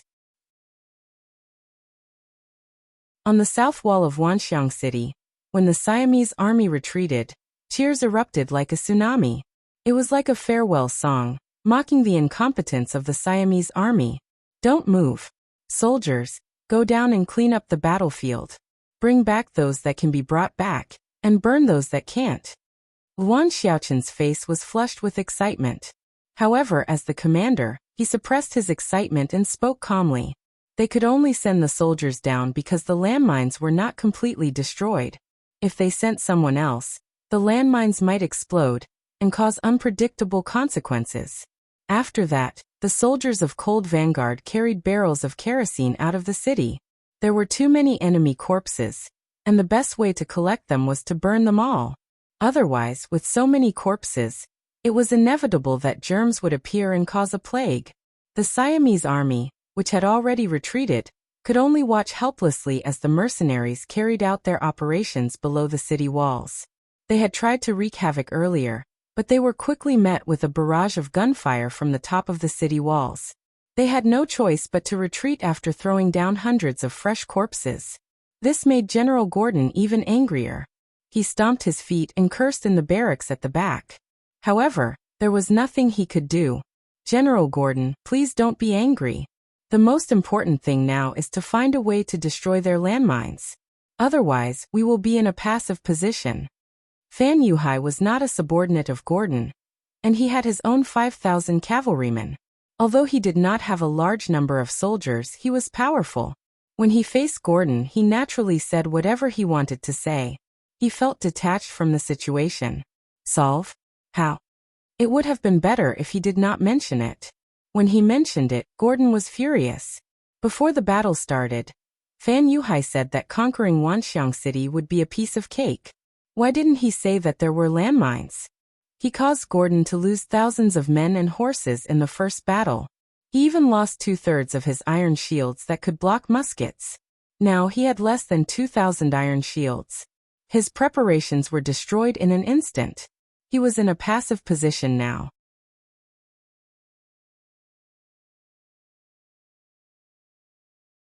Chapter 6:17. We have to come up with a solution. Fortunately, we are the ones attacking and the enemy won't dare to attack us. We still have the initiative. We have time to think of a solution. Fan Yuhai frowned. Gordon claimed to be a famous general in Siam, but his temper was a little too bad. On the battlefield, victory and defeat were common. If they lost this time, they would find the reason and win the next time. What was the use of getting angry? All right, let's think of a solution quickly. I can't wait to attack Wanxiang City. Not only will I kill the mercenaries guarding the city, but I won't let the civilians off either. I want them to die. I want them to be terrified. In the future, if anyone mentions my name, they will have to keep quiet and avoid me. Gordon, who was still in a state of rage, had a furious look on his face as if he was really infuriated. Wait. On the other hand, Fan Yuhai wasn't affected by Gordon's emotions. Instead, he was moved after hearing Gordon's words. After about 3 breaths, he suddenly clapped his hands and laughed. Yes, that's it. Haha, I've already thought of a way to break the enemy's landmines. Seeing that Fan Yuhai had come up with a solution so quickly, Gordon looked at Fan Yuhai in confusion, as if saying, "Can you do it or not? Don't try to fool me with a random solution, and make me lose more soldiers." General Gordon, didn't you mention the civilians just now? Let's let the civilians walk in front. Do you remember what I told you a while ago? Look for the civilians in Siam. As long as we gather them and push them to the front line, they will step on the landmines. Won't we be able to break the enemy's formation easily? Fan Yuhai laughed. Gordon was the best at making use of the civilians. He used this method when he was fighting with the mercenaries previously. However, he was confused by the mercenaries' retreat. Then his plan was broken during the counterattack at night. He had no choice but to give up on this idea. This time, with so many landmines in front of him, he couldn't help but think of this matter again.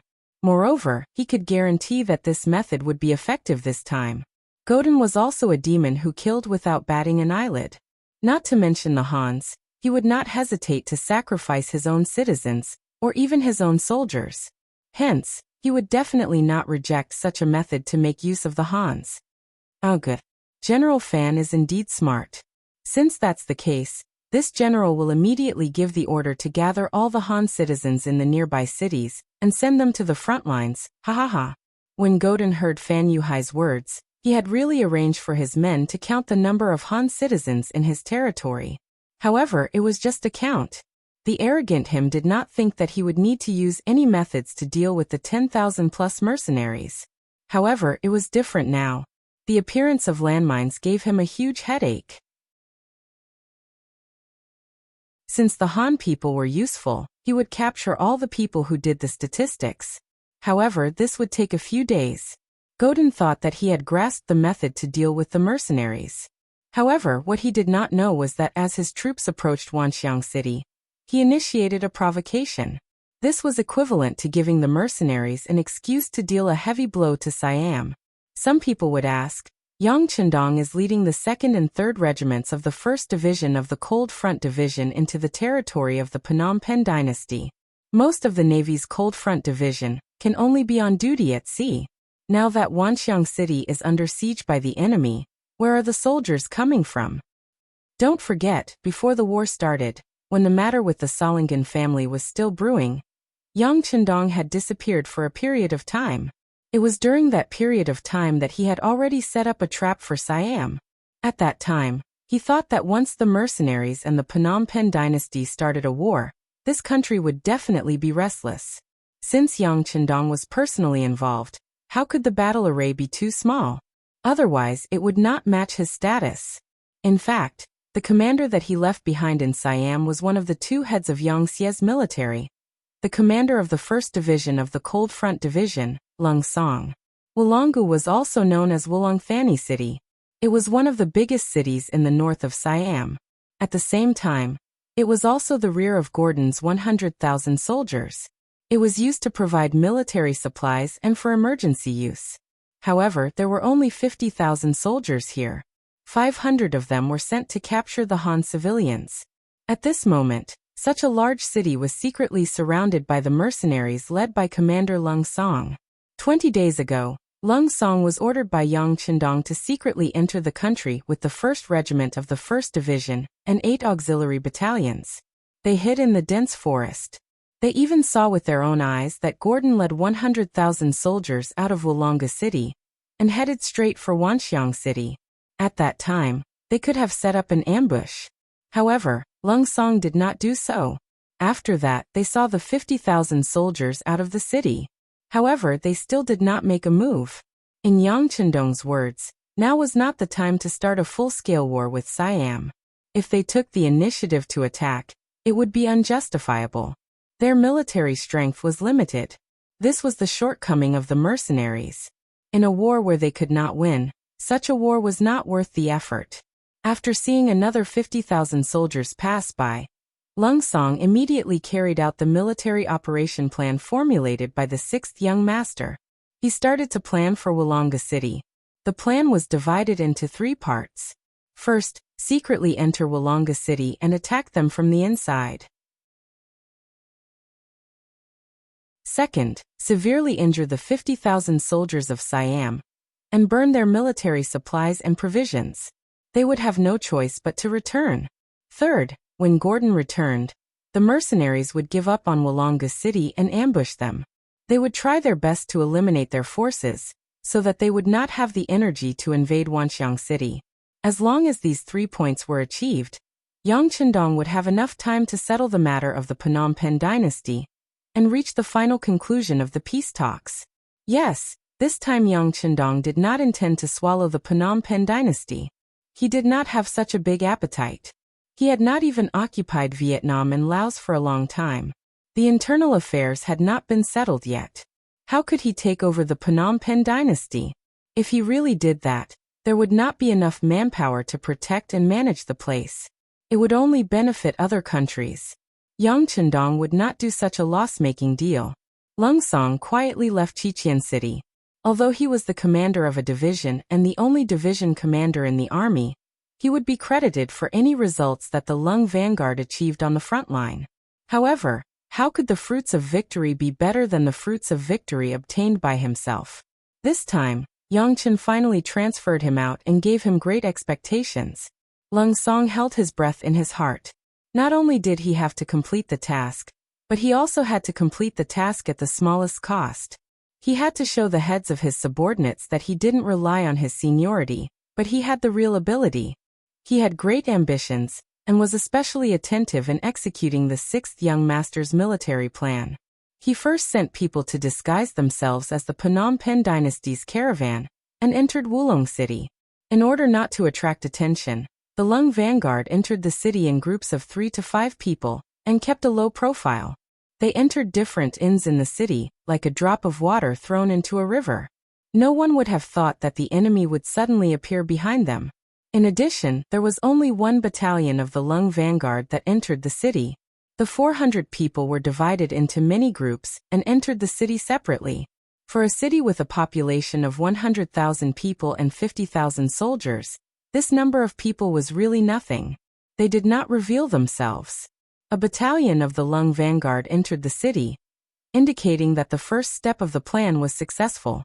After the news of Gordon attacking Wanxiang City came, they had an excuse to start the war. Now they would fight in self-defense. Lung Song arranged for his scouts to enter the city and contact the Lung vanguard warriors. They decided to attack Wulong City tonight. The battalion commander of the 1st Regiment's 3rd Battalion, Xiao Yining, entered the city. This person had displayed astonishing leadership skills in the process of reclaiming and pacifying Ryukyu Island. In addition, he was qualified. Thus, he naturally became the 3rd Battalion commander of the 1st Regiment. Many people were envious that he could enter the 1st Regiment and become a battalion commander of the Lung Vanguard Battalion. But to him this was nothing. His goal in life was not limited to being a battalion commander. In his opinion, he should at least be a division commander. Only then would it be awe-inspiring and be considered a true glory. There was no need to doubt the ability of a person with such ambitions. After secretly meeting with the scouts in the city and receiving the new military order, Xiao Yining began to run around, quickly contacting all his subordinates. They agreed that they would act in the middle of the night to take down Wulongnan City Gate and lead the main army into the city. Compared to the flames of war on the front lines, there were soldiers and horses. Wulong City, which was at the rear, could be said to be peaceful and prosperous. They were also fighting with mercenaries. As the main attacker, there was naturally no pressure. Furthermore, Siam's military strength had always been at the top of the nearby countries. This made them think that they were saints and everyone else was mortals. With such an arrogant mentality and the stimulation of the 50,000 Siam soldiers entering the city, the entire Wulong City fell into a false state of prosperity. With a large population, it was naturally easy to do all kinds of business. For example, the restaurants, casinos, and especially the brothels in the city were filled with people and were extremely lively. Even if the front lines reported that the attack was not going well, it did not seem to affect them much. They could do whatever they wanted and enjoy themselves as much as they wanted. Of course, they did not do nothing. For example, after receiving General Gordon's orders, they sent out 50,000 soldiers to capture the Han people in other cities and towns.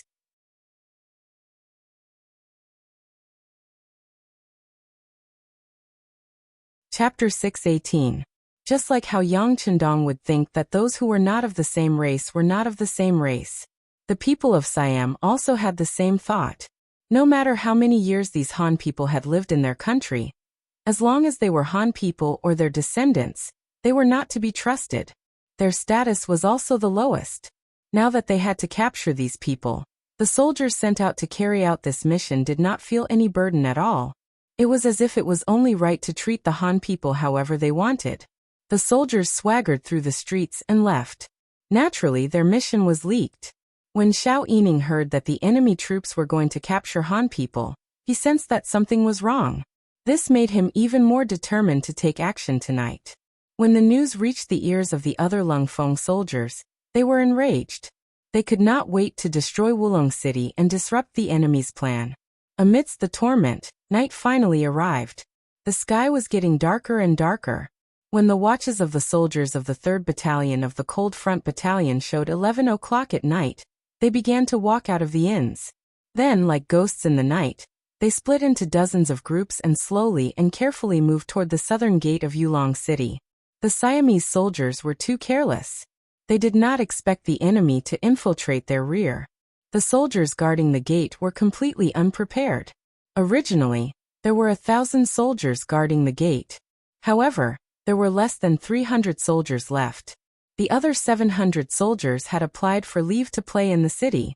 Arrogance and arrogance were bad habits that should not exist in an army. If an army had these habits, it could only be said that they were not far from being destroyed.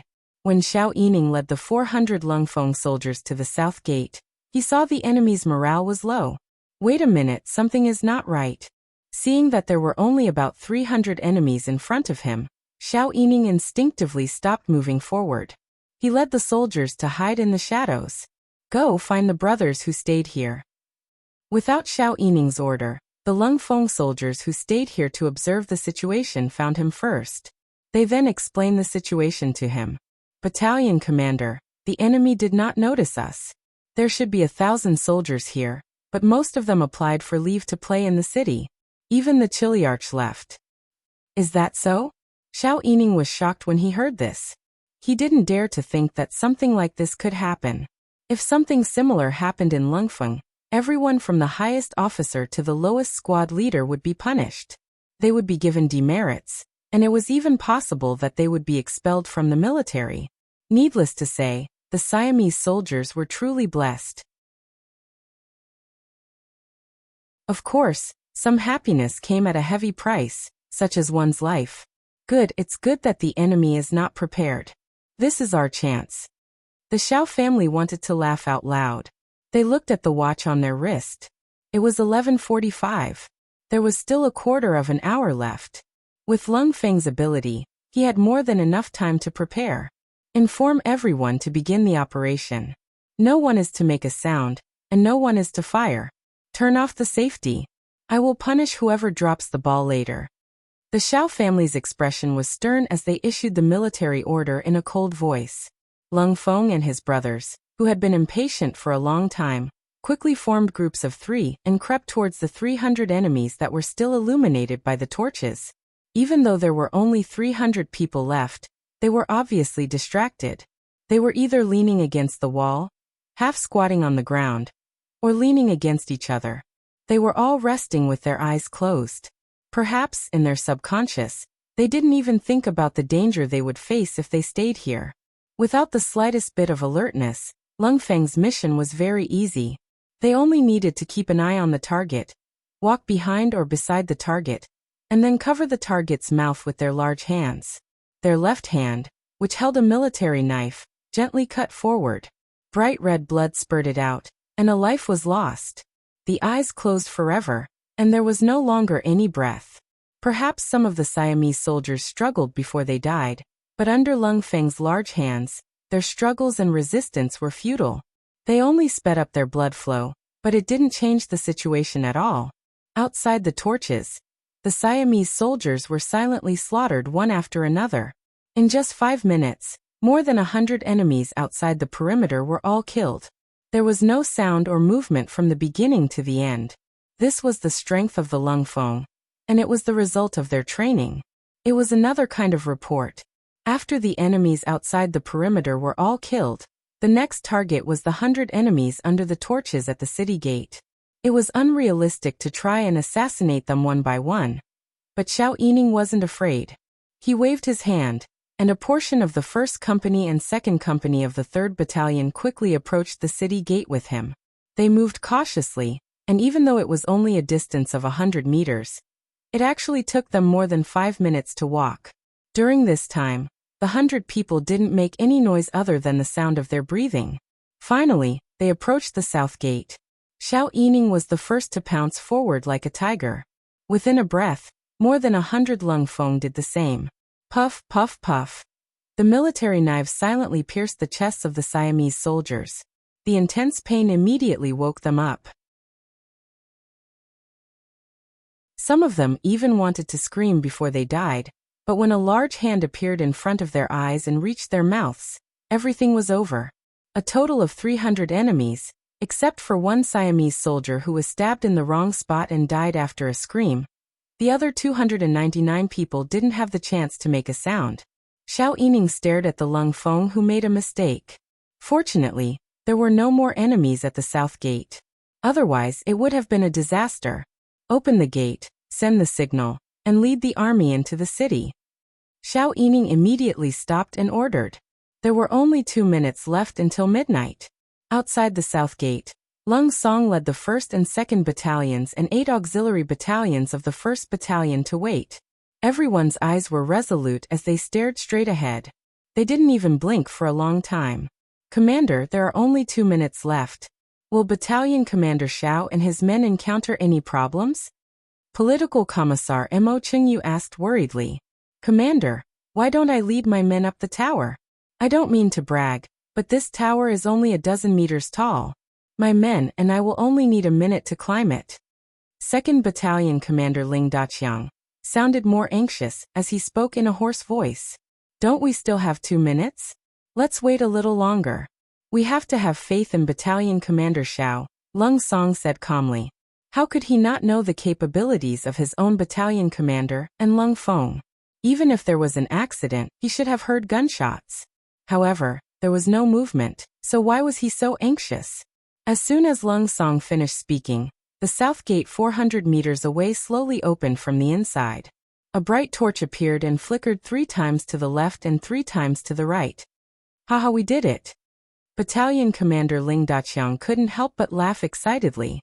He could finally enter the city and start a massacre.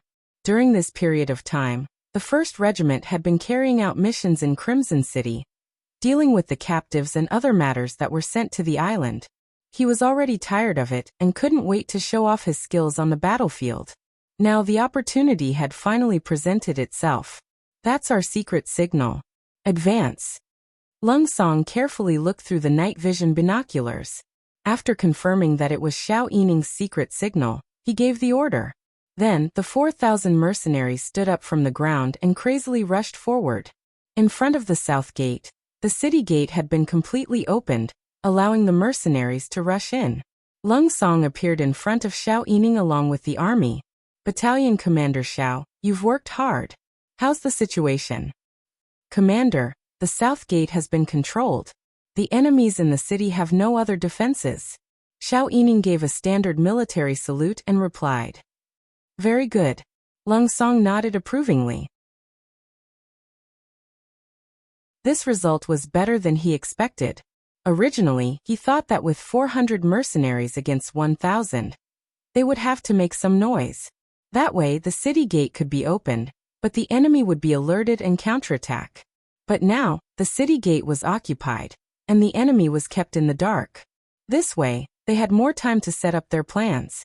Since the enemy hasn't noticed, we can't follow the first plan. Let's go with the second plan. Lung Song said in high spirits. The second plan was to enter the city without alerting the enemy. Then, with the Cold Vanguard Company and the Auxiliary Battalion as one unit, they would march separately. This way, his troops would be divided into 21 units. If they appeared in various parts of the city and fought at night, it would give the enemy the impression that they were everywhere. With more than 4,000 men, they would be able to unleash 10 times the power. It would be more effective in conquering and destroying Wulong City. Fortunately, Lung Song had prepared the second plan, although at that time he didn't think it would work. However, due to the carelessness of the Siamese soldiers and the perfect performance of Xiao Yining's 3 battalions, the second plan could be implemented. Suppressing his excitement, Lung Song gathered the 13 company commanders of Lung Feng and the 8 battalion commanders of Lung Feng. Follow Plan 2. Get to the designated location as fast as you can. Remember, try not to make any noise before you get there. Even if you accidentally encounter an enemy, it's best if you can deal with them without making a sound. When it's 1 o'clock, everyone will attack with all their might. Understood?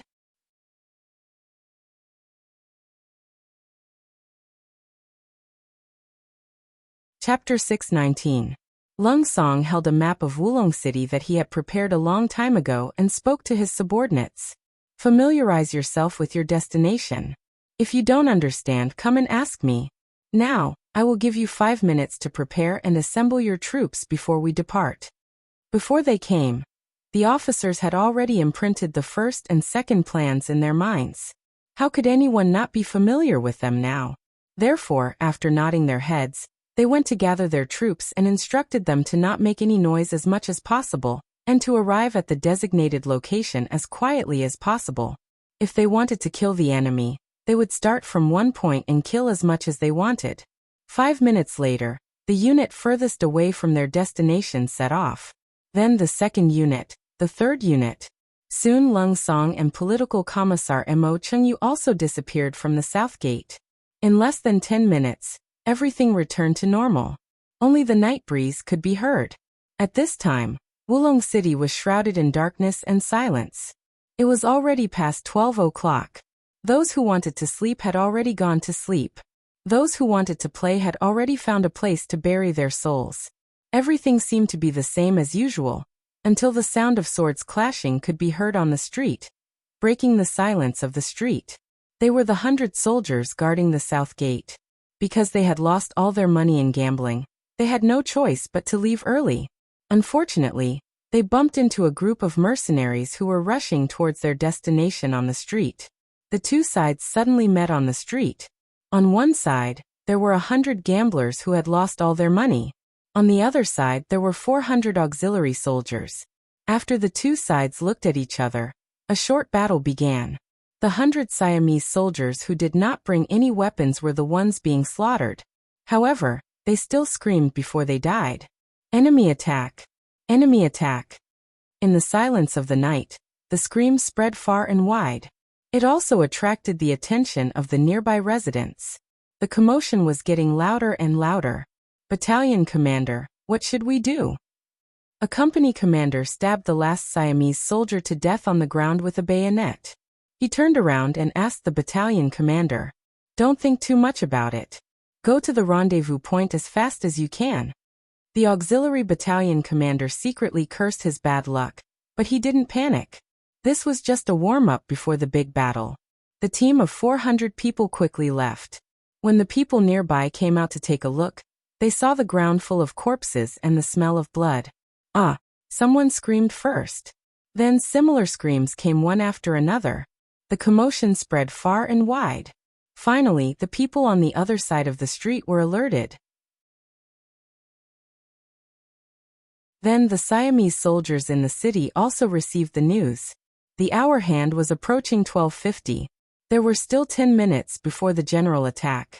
Except for a few small teams that were further away from the destination, most of the soldiers had already arrived at the designated location.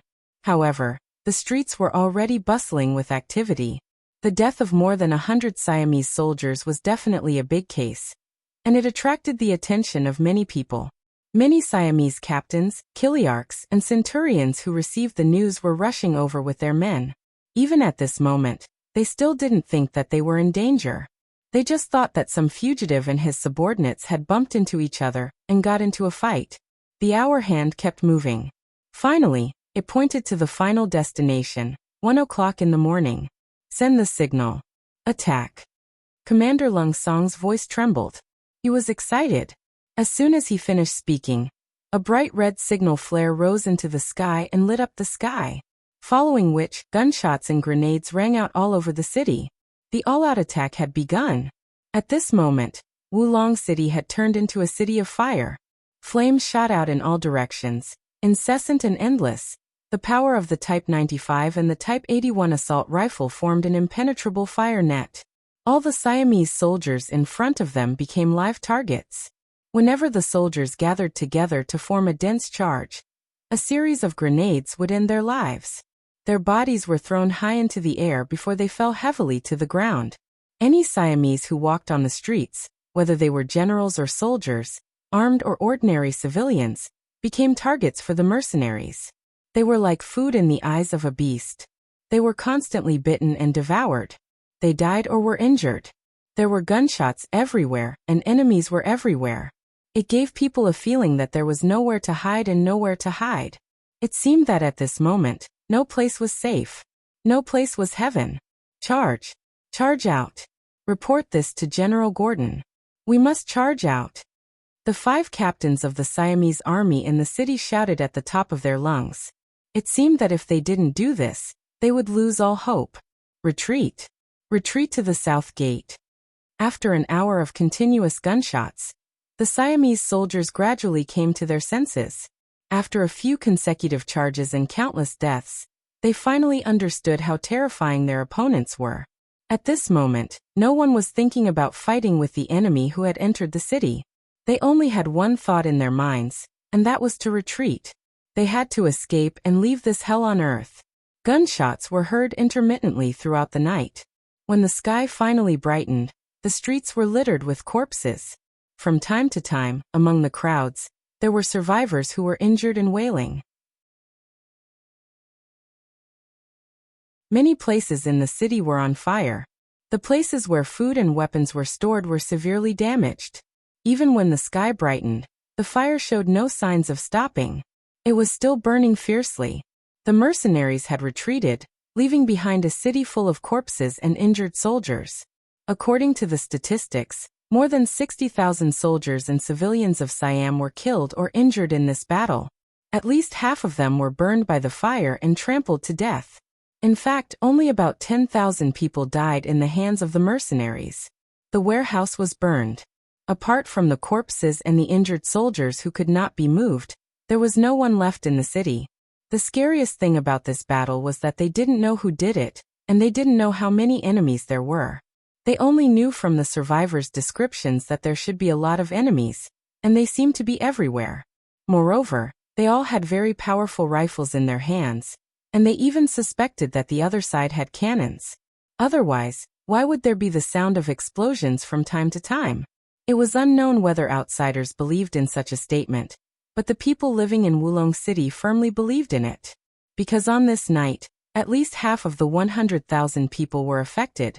Their families and friends were either killed or injured. Out of the 50,000 Siamese soldiers, more than 10,000 were killed and 10,000 were injured. The remaining 30,000 soldiers were lucky enough to escape. They did not dare to stay in the vicinity. Instead, they went straight to Kongjing City, which was south of Wulong City.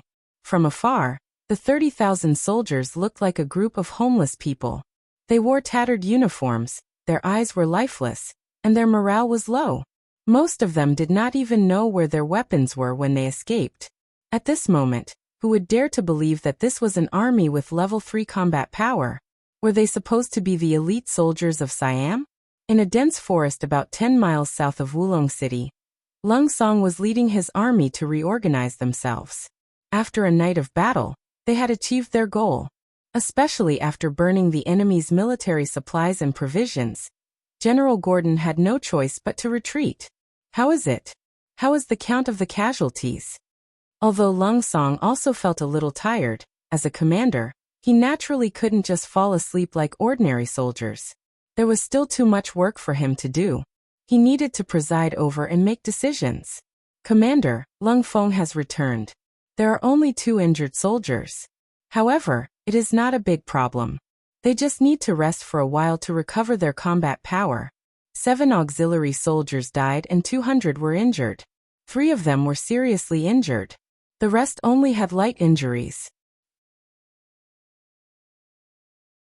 The political commissar of the 1st Regiment, Mo Chengyu, looked at the statistics of the battalions and reported to Lung Song. Good.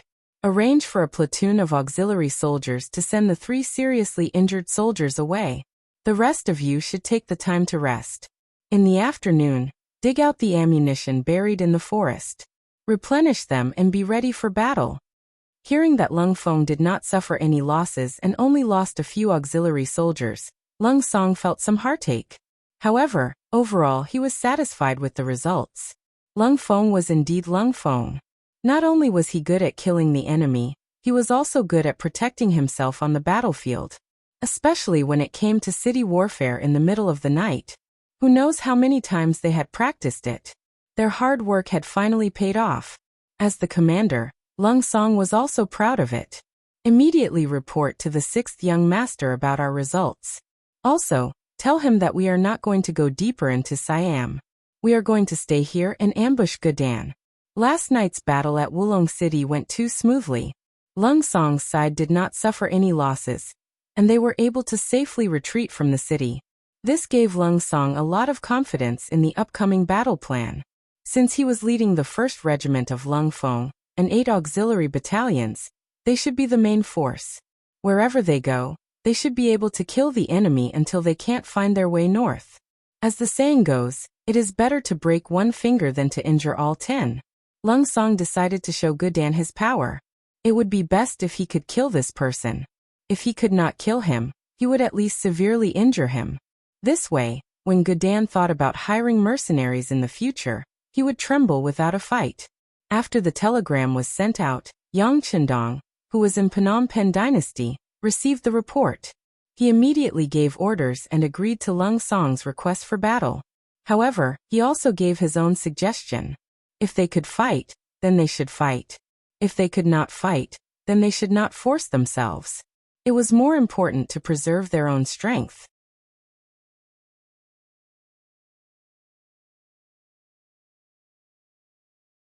Chapter 620. Below Wanxiang City, there was a short period of peace after the battle. The power of the landmines had frightened General Gordon. He was not prepared to launch any more attacks before the Han civilians from the rear were sent up. Since he was the one attacking the city, he had the initiative. Furthermore, Wulong City had already prepared food for the army. There would not be any problems defending the city for a few months. Since there was no need to go to war for the time being, General Gordon summoned the singers who followed the army and held a party in his tent. He also called his generals and General Fan Yuhai to enjoy the joy of the interlude between wars. 8 young women with great figures were dressed in faintly discernible gauze. Their waists were swaying in the tent. Gordon and the other generals sat around them and laughed from time to time. Their gazes followed the movements of the women as they enjoyed the feast that was brought to their eyes. Gordon, who was sitting at the front, had already set his goal of warming the bed tonight. He wanted to fight for 300 rounds to get rid of the bad luck on his body. Just as he was indulging in his fantasies, a bodyguard quietly entered the tent with an ugly expression. He walked to his ear and whispered in a low voice, "What?" Suddenly, Gordon's face turned red, and the wine cup in his hand flew out with a bang. This movement attracted the attention of the other generals, and the 8 women screamed in shock. "Scream, scream. What are you screaming for? Get out of here." Gordon waved his hand. At this moment, his eyes were filled with a strong murderous aura. It was as if he would kill anyone who dared to appear in front of him and offend him. The 8 singers hurriedly left the tent, leaving behind only a few generals in the tent. Fan Yuhai raised his eyebrows and then frowned deeply. He had a feeling that something bad was about to happen. "General, what happened?" A captain who was Gordon's absolute confidant asked in confusion. "Something happened. Wulong City was invaded last night. Our 50,000-strong army was defeated and was forced to retreat to the south. Our rations and weapons in the city were all burned. Damn it." First, he used a calm voice to report what he had just heard. Then killing intent burst out from his eyes. It was as though he wanted to materialize a saber light to kill someone. There was silence in the tent as everyone digested Gordon's words. However, very soon, a general said in disbelief, "That's impossible. We are right here. The 4 gates of Wanxiang City are tightly shut. It's impossible for them to send an army to surround us." "That's right. The Lao's army won't go around us. The armies of other countries are all our allies. They won't attack us secretly. Could it be the work of mercenaries? But how did they get behind us? Could it be that they fell from the sky?" "We launched the first attack 2 days ago, and those people took action at night. That's too fast. Even if they are mercenaries, it's impossible for them to send out their troops in such a short time. They must have bypassed us to attack. There are 50,000 of our soldiers in the city. Even if they are mercenaries, they won't be able to occupy the entire Wulong City if they don't have enough soldiers. It's even more impossible for them to inflict heavy damage on our army. Could it be the work of other countries?" The generals below spoke one after another. They mentioned various possibilities, but they were all rejected one by one. Gordon's face darkened. He didn't speak. According to the battle report, the people who came were armed with advanced firearms, so they should be mercenaries. However, the battle report didn't mention the number of soldiers. What did that mean? Did they forget to mention it? That was impossible. There could only be one answer. They still didn't know how many enemies there were. Half of the 50,000-strong army was blasted out of Wulong City. They didn't even know how many enemies there were. How terrifying was that? Didn't that mean that the enemy had a lot of soldiers? However, wasn't the main force of the mercenaries taken away by the Ming dynasty's Duke of Loyalty to attack the Phnom Penh dynasty? Where did the enemy come from? Gordon was deep in thought. The generals were also deep in thought. Even Fan Yuhai was deep in thought. The only difference was that Fan Yuhai had locked the enemy on the mercenaries even though he didn't get any accurate information.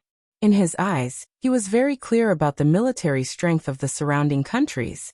Only the mercenaries could break into the city and defeat the 50,000-strong Siamese soldiers in one night. However, how did they appear there? After all, they had only appeared at Wanxiang City 2 days ago and launched their first attack. How could the mercenaries react so quickly? The entire battle took less than 5 days. Even a flying man couldn't have done it. Unless, when he thought of the only possibility, Fan Yuhai's expression changed drastically. Could it be that the mercenaries were already prepared and knew that they would attack Wanxiang City? Hence, they planted a large number of soldiers behind them. If that was the case, once the Siamese army launched their attack, the mercenaries started their attack on Wulong City? Yes, that must be it. If all of this was true, the Ming Dynasty's Duke of Loyalty was too good at scheming. His attacks were ruthless and the military strength behind him was much stronger than what was shown. He even had the ability to split his troops to attack Siamese and the Phnom Penh dynasty. No, it should be more than that. Since he had arranged a backup plan in Siamese, his other ally, the Kingdom of Ava, must have also arranged a backup plan. Fan Yuhai sucked in a breath of cold air. At this moment, Fan Yuhai suddenly felt that Yang Chendong was very terrifying. This person was not only good at calculation, but also had a more outstanding military vision than ordinary people. He also had powerful firearms and an unknown military strength. How could such an opponent be defeated? Question marks flashed in his mind. At this moment, Fan Yuhai suddenly had an idea. He wanted to leave this place as soon as possible.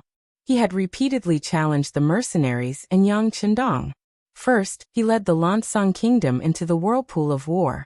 Then, the Lansang Kingdom was destroyed. Then he had the idea of forming an alliance between the 3 countries. However, now that the Phnom Penh dynasty and Siamese Kingdom had been attacked to different degrees, as the initiator, how could he not be targeted by Yang Chendong?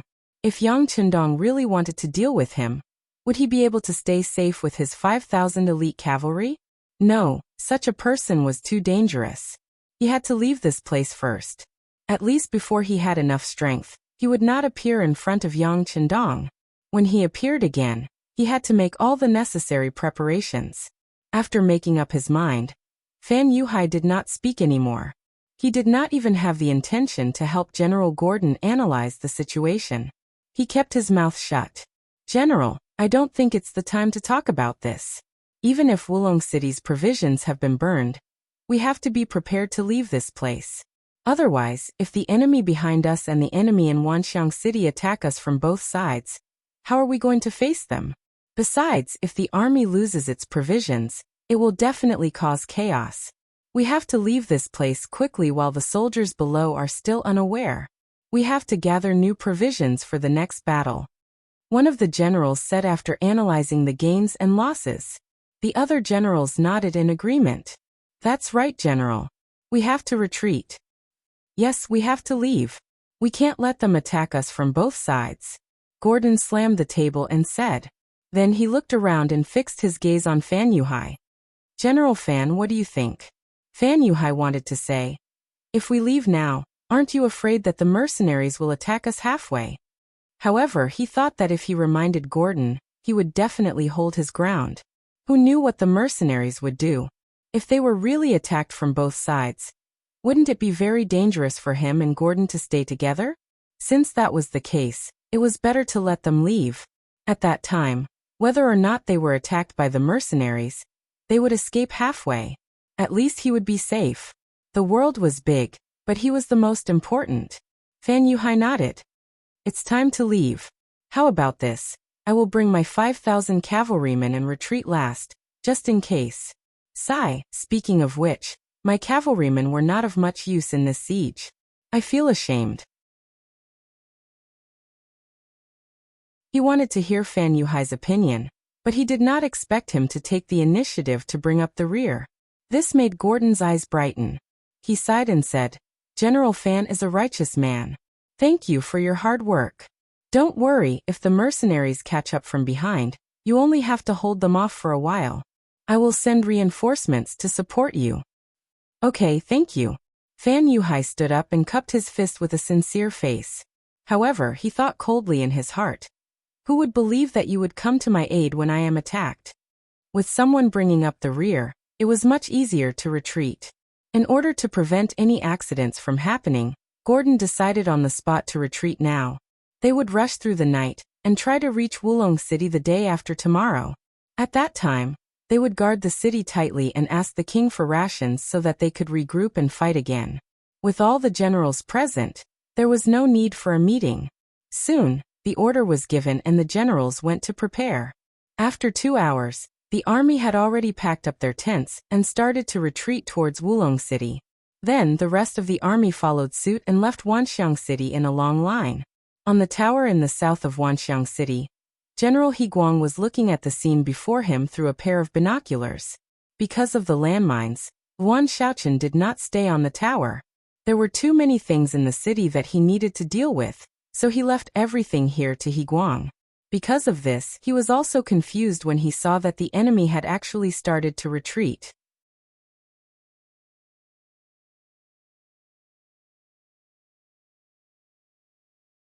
Chapter 6:21. He raised his binoculars again and again to make sure that he was not mistaken. The enemy had indeed retreated. He quickly said to the messenger beside him, "Go and inform Governor Luan that the situation has changed. Ask him to come here as soon as possible." Half an hour later, Yuan Shaochen arrived at the gate tower on his bicycle. When he arrived at the gate tower, he listened to Higuang's report and raised his binoculars as well. He saw the Siamese army retreating. How long have they been doing this? Yuan Shaochen put down his binoculars and was puzzled. Reporting to the governor, "They have been retreating since half an hour ago. I have calculated that the number of retreating soldiers has exceeded 10,000. And it seems like they will continue to retreat." Higuang reported with a face full of doubts. "So they have really retreated? But why?" Yuan Shaochen could not figure it out and frowned. I don't know," Higuang answered honestly. He wanted to ask Governor Luan why. Higuang knew that it would be useless to ask Higuang. He thought for a moment and said to the messenger beside him, "Turn on the radio immediately and contact the 6th young master. Report the situation here as it is." The waiting time was always long. On the open land 5 miles away from the gate tower, the Siamese army was still retreating. Just from the looks of it, they should be serious. However, this was even more puzzling. The attack was only temporarily blocked, and only a few thousand of the 100,000 soldiers died. Why did they stop fighting? The morale of this army was too low. "Sir, the 6th young master has called back." The messenger ran all the way to Yuan Shaochen and handed him a telegram. Yuan Shaochen, who was puzzled, quickly picked up the telegram. After a few glances, he could not help but shout excitedly, Good, ha ha ha ha ha." Higuang, who was beside him, was even more confused. "Governor Luan, what did the 6th young master say?" "Here, take a look at it yourself." Yuan Shaochen was in a good mood at that moment, so he casually handed the telegram to Higuang. After reading it once, her eyes widened in disbelief. She couldn't help but read it again. Then, with a surprised look on her face, she said, "The 6th young master said that the mercenaries attacked Wulong City and defeated the 50,000 Siamese soldiers there. They even burned the enemy's provisions? This is too powerful. But where did the mercenaries come from?" Yuan Shaochen also couldn't figure it out, but he wouldn't show it in front of his subordinates. As a superior, it was appropriate for him to remain mysterious in front of his subordinates. Thus he chuckled and said, "This is not something you should consider. You only need to know that Wanxiang City is safe." Yes. Higuang also knew that he couldn't be fully trusted by the mercenaries right now. There were some things that he couldn't ask casually. However, now that Wanxiang City was safe and the Siamese soldiers were retreating, he was wondering if he could take advantage of the situation. Thus he told Yuan Shaochen his thoughts. When he heard Higuang say that he wanted to go out and fight a drowning dog, Yuan Shaochen thought for a while and shook his head. "We have too few soldiers. If we go out, it will be dangerous. If the enemy counterattacks, the consequences will be unimaginable. It's better not to take the risk. There was only one company of soldiers guarding the city, 2 auxiliary battalions, and 10,000 Laotian mercenaries. If they really went out, only the auxiliary soldiers of the Lung vanguard would be able to take advantage of the situation. However, their numbers were too small. Instead of taking the risk and reaping huge rewards, it was better to stay put. After all, there would be more battles in the future. These were the words of an experienced strategist. Yuan Shaoqian made this decision because the number of soldiers he had was limited. They could defend the city, but it wasn't enough to go out and kill the enemy. Secondly, the 6th young master's telegram didn't ask them to attack. Thus, the 6th young master probably meant the same thing. Thus, they watched as the Siamese army left. Of course, there was an even more important reason. Defending Wanxiang City was a mission in the first place, and it was enough as long as he could complete this mission. What he had was only a standing army, and not an invincible main force. 5 miles away from the city, the Siamese military camp set off. Fan Yuhai and his 5,000 cavalrymen had already gathered at a spot, and were watching the scene unfold with indifference. If one took a closer look, they would realize that they had already prepared everything. Once something unexpected happened, not only would they not cover the retreat, but they would also rush out at the first moment and escape without a trace. That was the truth. Fan Yuhai might have said that he would bring up the rear, but once Wanxiang City's city gates opened, he would definitely be the first to escape with the cavalry. After all, they were faster on horseback than the foot soldiers. Fan Yuhai's nerves were stretched taut. When the sky turned dark, all the Siamese army had retreated. However, there was still no movement from Wanxiang City. This made Fan Yuhai heave a sigh of relief. All right, now that everything is fine, we should leave.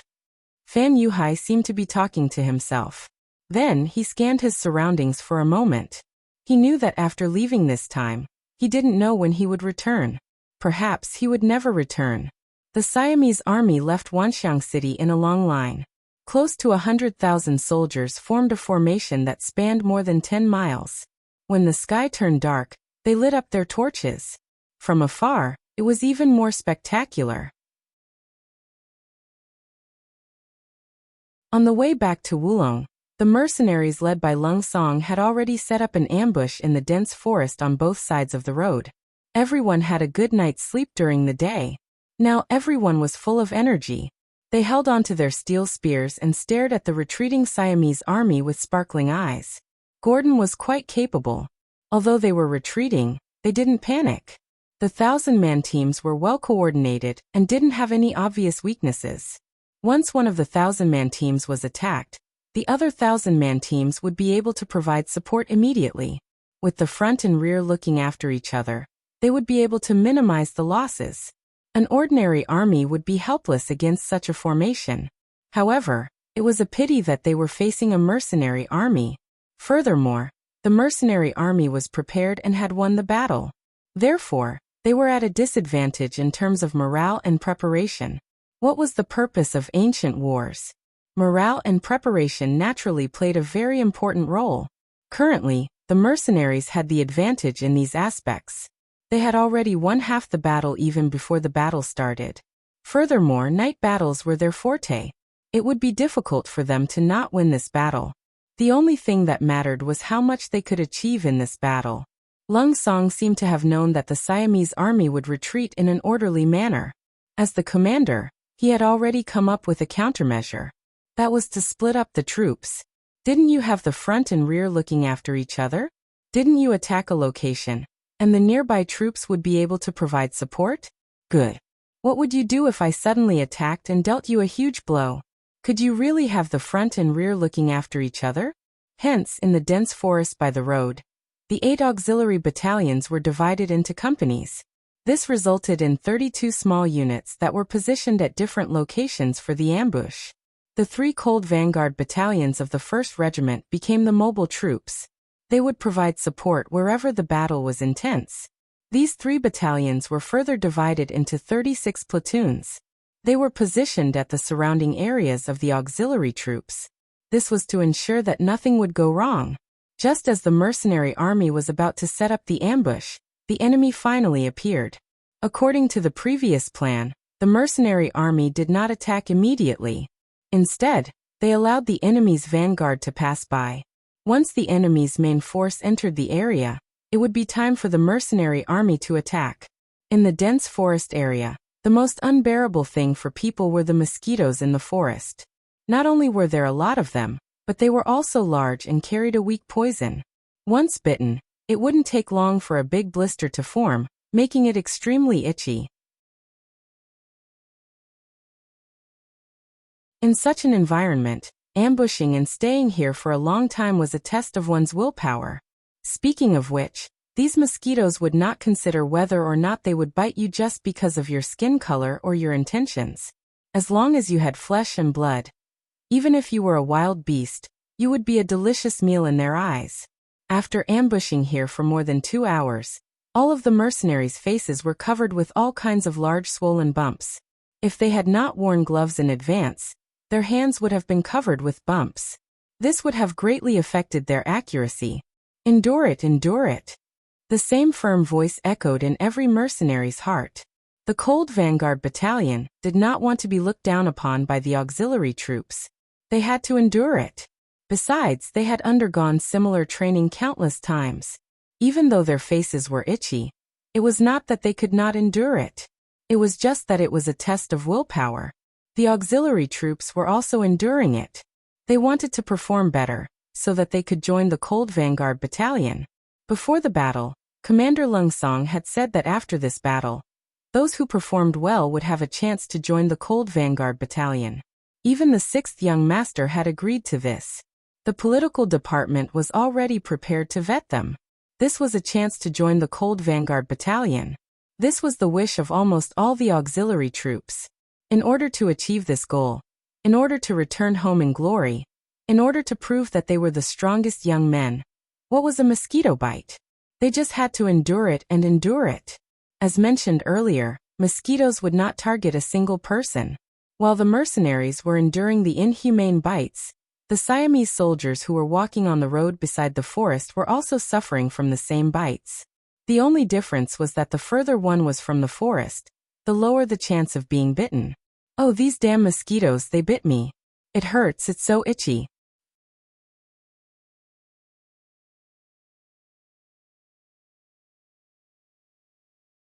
Chapter 622. That's right. I've killed 3, but it's not enough. They keep coming at me. It's so annoying.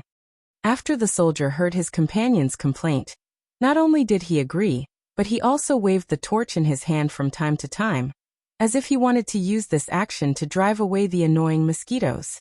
You idiots, can't you stay away from the forest? The farther you are, the safer you will be, just like me. Another soldier said proudly. Everyone noticed that the soldier was about to leave the army and walk to the other side of the road. It was far enough from the forest, so it was naturally safer. That's right. You're smart. The other soldiers immediately agreed. Then more and more people started to leave the forest and walk to the other side of the road. The Chiliarch naturally noticed this, but he did not say anything. He was also on the other side of the road. After all, the mosquitoes would not let him go just because he was a general. They were a very fair species. The general did not reprimand them. Some timid soldiers also moved to the left side of the road, trying their best to keep a distance from the forest. It was dangerous to do so. Some people had already raised the possibility that there might be mercenaries ambushing them in the forest at night. If there were, the closer they were to the forest, the safer they would be. Once they were attacked, the closer they were, the faster they could rush to the enemy. This would ensure their safety to the greatest extent. Now the army was walking on the left side of the road. Although it was only a dozen meters away, if a fight broke out, the dozen meters would be an uncrossable trench. At first, this idea was very popular. However, as night fell and more mosquitoes began to appear, no one said it anymore. What kind of joke was this? They were standing on the main road, and were already as far away from the forest as possible. There were still so many mosquitoes. If they stayed in the forest, wouldn't they become a lump of meat? Who could withstand such a test? At least, if the Siamese soldiers thought that they could not withstand it, they would naturally think that others could not withstand it. In this way, The so-called threat in the forest seemed to be non-existent. This also made the Siamese soldiers who were walking along the edge of the forest let down their guard. They only focused on driving away mosquitoes and hurrying on with their journey. In the dense forest, Lung Song was also suffering from mosquito bites. His face was already densely packed with small bumps, and these bumps were still expanding. However, if the other soldiers could endure it, as the division commander, he had no reason not to persist. He gritted his teeth and endured it. Once there are too many mosquitoes, the repellent that the sixth young master had people make is useless. Lung Song sighed softly and stared fiercely at the enemies more than 200 meters away. He decided to kill as many enemies as he could to avenge the mosquito bites tonight. The hour hand of the watch was turning, and with this movement, the enemy's main force had finally entered the forest, and the vanguard of the rear army had also stepped in. After calculating the situation in his mind, Lung Song knew that the time to attack had come. As long as he opened fire, the smell of gunpowder would be able to drive away some of the mosquitoes, let alone during a battle. Who would think about mosquito bites? Lung Song took off a pair of black leather gloves, revealing his uninjured hands. He held a Type 95 pistol tightly, adjusted his breathing, and prepared to shoot. He could even feel the mosquitoes staring at his hands, but he did not care. His eyes were indifferent, and his face was calm. He aimed the muzzle at a captain of the Siamese army. Then his finger gently pulled the trigger. A bullet flashed through the night like a meteor, leaving a dazzling red trail in the air. Bang! As the gunshot rang out, the enemy Chiliarch fell to the ground. If one could look closely, one would see that the bullet had pierced through his head. His eyes were wide open, and he could not be more dead. This shot was the signal to launch a general attack, and what followed was the dense sound of gunfire. The sound of gunfire seemed to be everywhere. After a wave of attack, the Siamese army lost countless bodies, and their formation was in chaos. Without any defense, and with the torches in their hands, what were they if not live targets?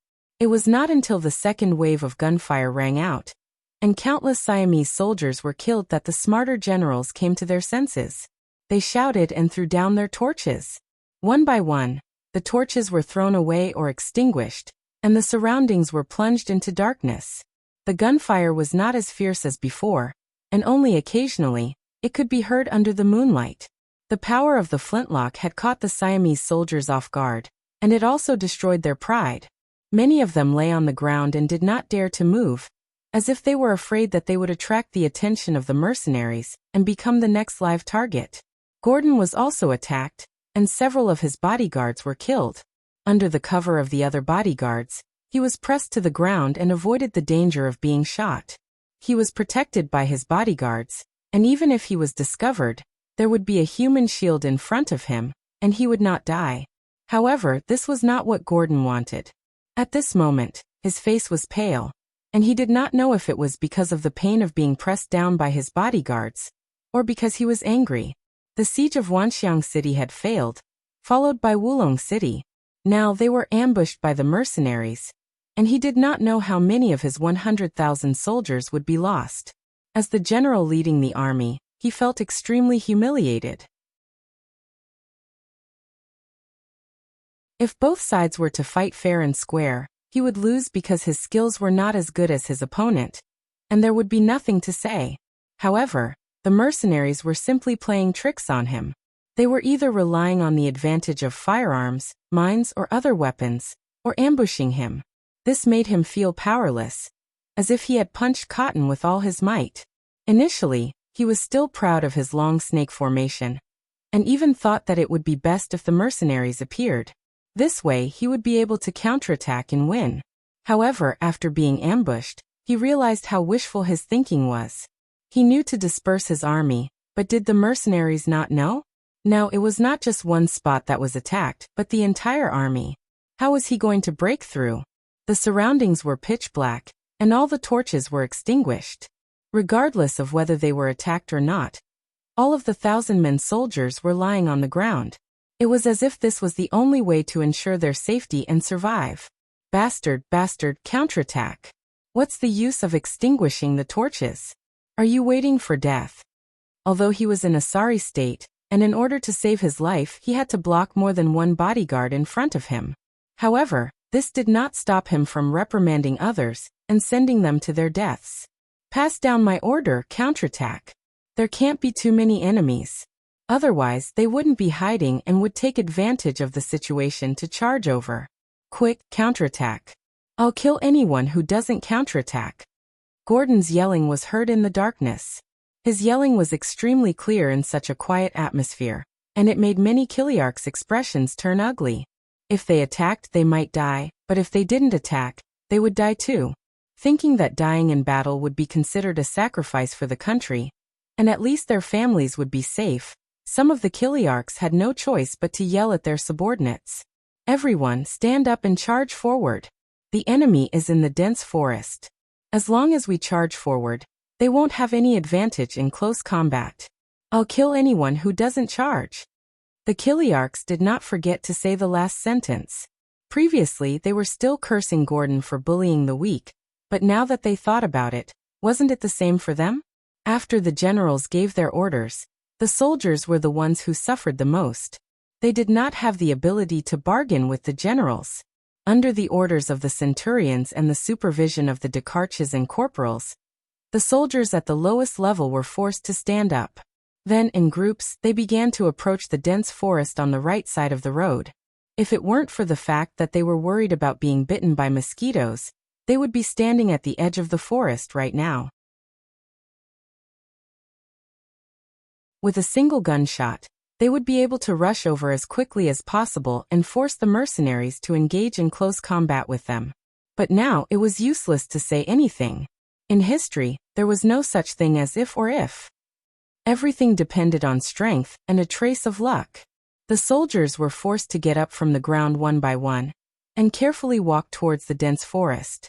It seemed as though there were mines buried under their feet. If they were not careful, they would be blown up into the sky by the powerful explosion. However, the attack they expected didn't happen. After walking forward for a distance of 50 meters, gunshots were still heard in front of them. It was as though everything that happened just now was a dream, an illusion. This change gave more people courage, and they stood up as well. Then they groped their way through the darkness and headed towards the dense forest. Could it be that the enemy retreated after one wave of attacks?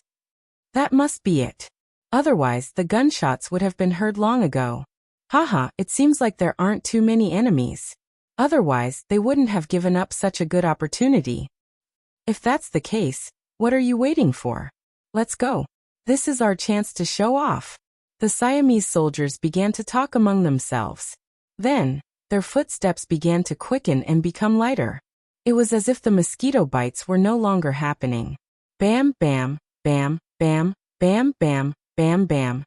Just when the Siamese soldiers thought that they were safe, a barrage of gunshots rang out again. This time, it was as loud as the first wave of attacks. The Siamese soldiers were caught off guard, especially those who were the fastest. They were the first to die. Like harvested wheat, they fell to the ground one after another.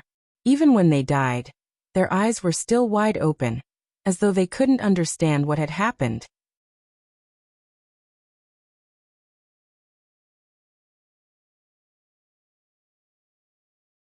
Chapter 6:23. Get down. One of the generals shouted. Immediately, the charging Siamese soldiers fell to the ground obediently. Their movements were so fast that it was as if they had practiced this countless times. Poor General Gordon had just stood up under the protection of his bodyguards when gunshots rang out. Once again, he was mercilessly pressed to the ground. He could not help but chew on a piece of mud in his mouth, which made him angry and ashamed at the same time. The sound of gunfire continued. From time to time, figures would rush out of the forest. Then, grenades would fall on the heads of the Siamese soldiers who were close to the forest. Retreat! Retreat! Crawl backward! Following the explosions, more and more soldiers fell to the ground. Some Kiliarchs hurriedly gave out orders. Then a shocking scene happened. On the main road, countless people were frantically retreating. With this speed, even if they were the members of Cold Vanguard, some of them would probably pass the test. This should be the effect of potential. When a person was faced with death, He could always explode with unimaginable speed. As the Siamese soldiers retreated to their original positions, the gunshots and grenade explosions gradually stopped. Silence reigned over the land once again. Being tricked once wasn't something to be afraid of. A horse could stumble. However, if he were to fall for the same trick again and suffer a loss, then he would be considered stupid and would not learn from his mistakes. Hence, after this, even when Gordon's roar came from the darkness again, none of the Kiliarchs moved. With the mentality that the law could not punish the majority, if no one moved, could it be that your brother, the great general, would kill all of us Kiliarchs? If he really did that, it would not be long before a mutiny broke out.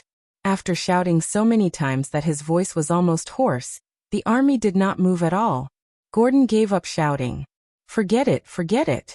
He would just wait like this. Once the sun rose and everyone could see their opponents clearly, it would be time for him to counterattack. He did not believe that he would lose again at that time.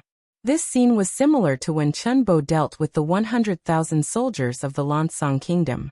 They were also forced to lie on the ground to ensure their safety. The only difference was that the terrain this time was not good. Lung Song had limited manpower and could not capture the 100,000 soldiers again. Pass down the order. The auxiliary soldiers will retreat first. The cold front will be the last to retreat. After dawn, gather at Wanxiang City. Lung Song gave the order reluctantly. He thought that he could fight a good battle, but he was helpless against these cowards. After all, he couldn't let the army charge forward. Firstly, their line of sight would be obstructed, and secondly, their forces were too few. If they really charged forward and engaged in close combat, they would be the ones to suffer. This was an outcome that he absolutely did not want. The mercenaries began to retreat into the depths of the forest in an orderly manner. Then they turned and headed towards Wanxiang City. The Siamese soldiers on the road did not dare to guess or test the waters. This was because it would mean sacrificing countless lives. No one wanted to die, so they might as well stay where they were. The cold wind blew past them from time to time. Mosquitoes would also take the opportunity to bite them. The Siamese soldiers could only endure and curse in their hearts. They cursed the mercenaries for targeting them. They cursed their general for being useless. What kind of war was this? Time passed slowly and the sky gradually brightened. The dew fell and the mosquitoes were also affected by it. They began to leave one by one. When the white fog dissipated, the Siamese soldiers finally launched their counterattack. They rushed into the forest as if they wanted to perform well. However, what awaited them was no one. Even the cold front, who were the last to retreat, had all retreated an hour ago. Under the protection of his bodyguards, Gordon stood up straight again. However, his eyes were red, indicating that he did not rest well last night. General, the enemy is no longer in the forest. What should we do next? All of the major commanders and Kiliarchs began to gather around this general before asking questions with fawning expressions on their faces. After all, they had shown their fearful side last night. Now they were afraid that their general would settle the score with them. Gordon wanted to settle the score with them. However, if he really dealt with these generals, who would lead the army? If these generals gathered together, they might even turn against him. He could only remember this incident in his heart. He waved his hand and said impatiently, "What else can we do? Continue to retreat. Let the army speed up and rush to Wulong City for breakfast." He could not deal with these generals, but he could still do something. Punishing them for not eating breakfast was a temporary way to vent his anger. Of course, this was also because Gordon wanted to rush back to the city as soon as possible. Once he entered the city, he would be much safer. After this battle, the Siamese army lost another 10,000 soldiers. With less than 90,000 soldiers and 10,000 injured soldiers, the Siamese army finally returned to Wulong City in the evening of the next day. When he entered the city, he saw the destroyed streets and houses. There were even some fireworks that had not been completely extinguished. Gordon knew that this base was finished. It would take at least a few months to rebuild it. This meant that the plan to attack Wanxiang City would have to be abandoned halfway. He would have to return to the capital with shame. Lung Song naturally did not care about what Gordon was thinking. 2 battles, 2 victories. More than 4,000 soldiers wiped out tens of thousands of enemy soldiers. Most importantly, he did not suffer any losses. This result was satisfactory. With a face full of excitement, he arrived at Wanxiang City. Luan Shaoqian had already received the news and was waiting for these heroes with a group of people. What was different from when Gudan entered Wulong City was that good wine and tea had already been prepared. Everyone had a joyful expression on their faces. Wanxiang City was safe. As the governor, Luan Shaoqian was naturally the happiest person. Although he was not afraid of war, he knew that once a battle broke out, the order in the city that had just gotten back on track would be destroyed. He did not know how much he would have to pay to get back on track. Fortunately, the 6th young master had calculated everything. The retreat of the Siamese army was a reality. With the 4,000 soldiers led by Lung Song, even if the enemy attacked again, they would not have to be afraid. With the advantage of weapons, Gordon would definitely return empty-handed. After Lung Song's troops returned to the city, another piece of good news was sent over via telegram. Just yesterday, the Awol dynasty also sent out 50,000 soldiers. However, they were quickly met by the Vietnamese mercenaries Hong Jin and Ruan Jianqing's 20,000 men at the strategic town of Panging Valley in the northwest of Laos. There was no chance for the Awol dynasty to launch a surprise attack, so they happily withdrew their troops. Just like that, Siam and Awa's attacks were disrupted. The people of Laos finally did not have to live in fear anymore. They could continue doing what they were supposed to do. When the news of Laos reached Yang Chendong's ears, the 6th young master at Suing City heaved a sigh of relief. Although all of this was within his expectations, no one could guarantee that there would be no accidents. Now that the dust had settled, he could finally relax and focus all his attention on Suing City. They still haven't sent anyone to negotiate with us? Yang Chendong placed his hands on his waist and stood in front of the temporary headquarters. He looked at the tall city in the distance and asked Tiger's Mane. Young master, not yet. There's news from the Security Bureau. Leader Yun is still in the middle of an operation. He should be here soon. Tiger's Mane reported. Good, since that's the case, we'll increase the price. Some people just don't learn from their mistakes. Give the order, fire with all your might. I want to see how long they can hold on. Yang Chendong's eyes flashed. Due to his own foundation, he did not have the intention to take down the Phnom Penh dynasty this time. The 4.5 million Han people in Suing City were in the process of being transformed, but the news was not ideal. These people were all refugees that the Southern Ming dynasty had to abandon. They were uneducated and were born to hard labor. They were also timid, and all they wanted was to have a bite to eat and survive. For such people to change in a short period of time, to give them confidence and dignity, it was not something that could be done in a day. Although the political department and the publicity department had put in a lot of effort, it was impossible to use it without a year. In addition, they had to learn culture, at least to be able to read, which may take longer. When the 2 provinces of Vietnam and Laos were established, 200,000 educated youths in Suing City had been used. To take over the entire Phnom Penh dynasty, at least 100,000 educated youths were needed.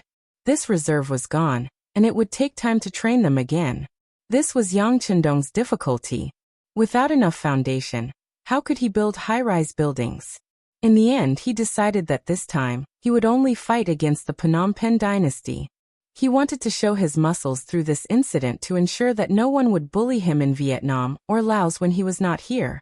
The main reason that forced Yang Chendong to make this decision was not only the lack of educated youths, but also the emergence of an unexpected event. The honeymoon period between Baiming and Walla suddenly ended. The Security Bureau sent news that a war seemed inevitable. The reason turned out to be that Shi Biao, who was in charge of the security of the trade, blackmailed Walla merchants. The close relationship between the 2 sides suddenly became like fire and water.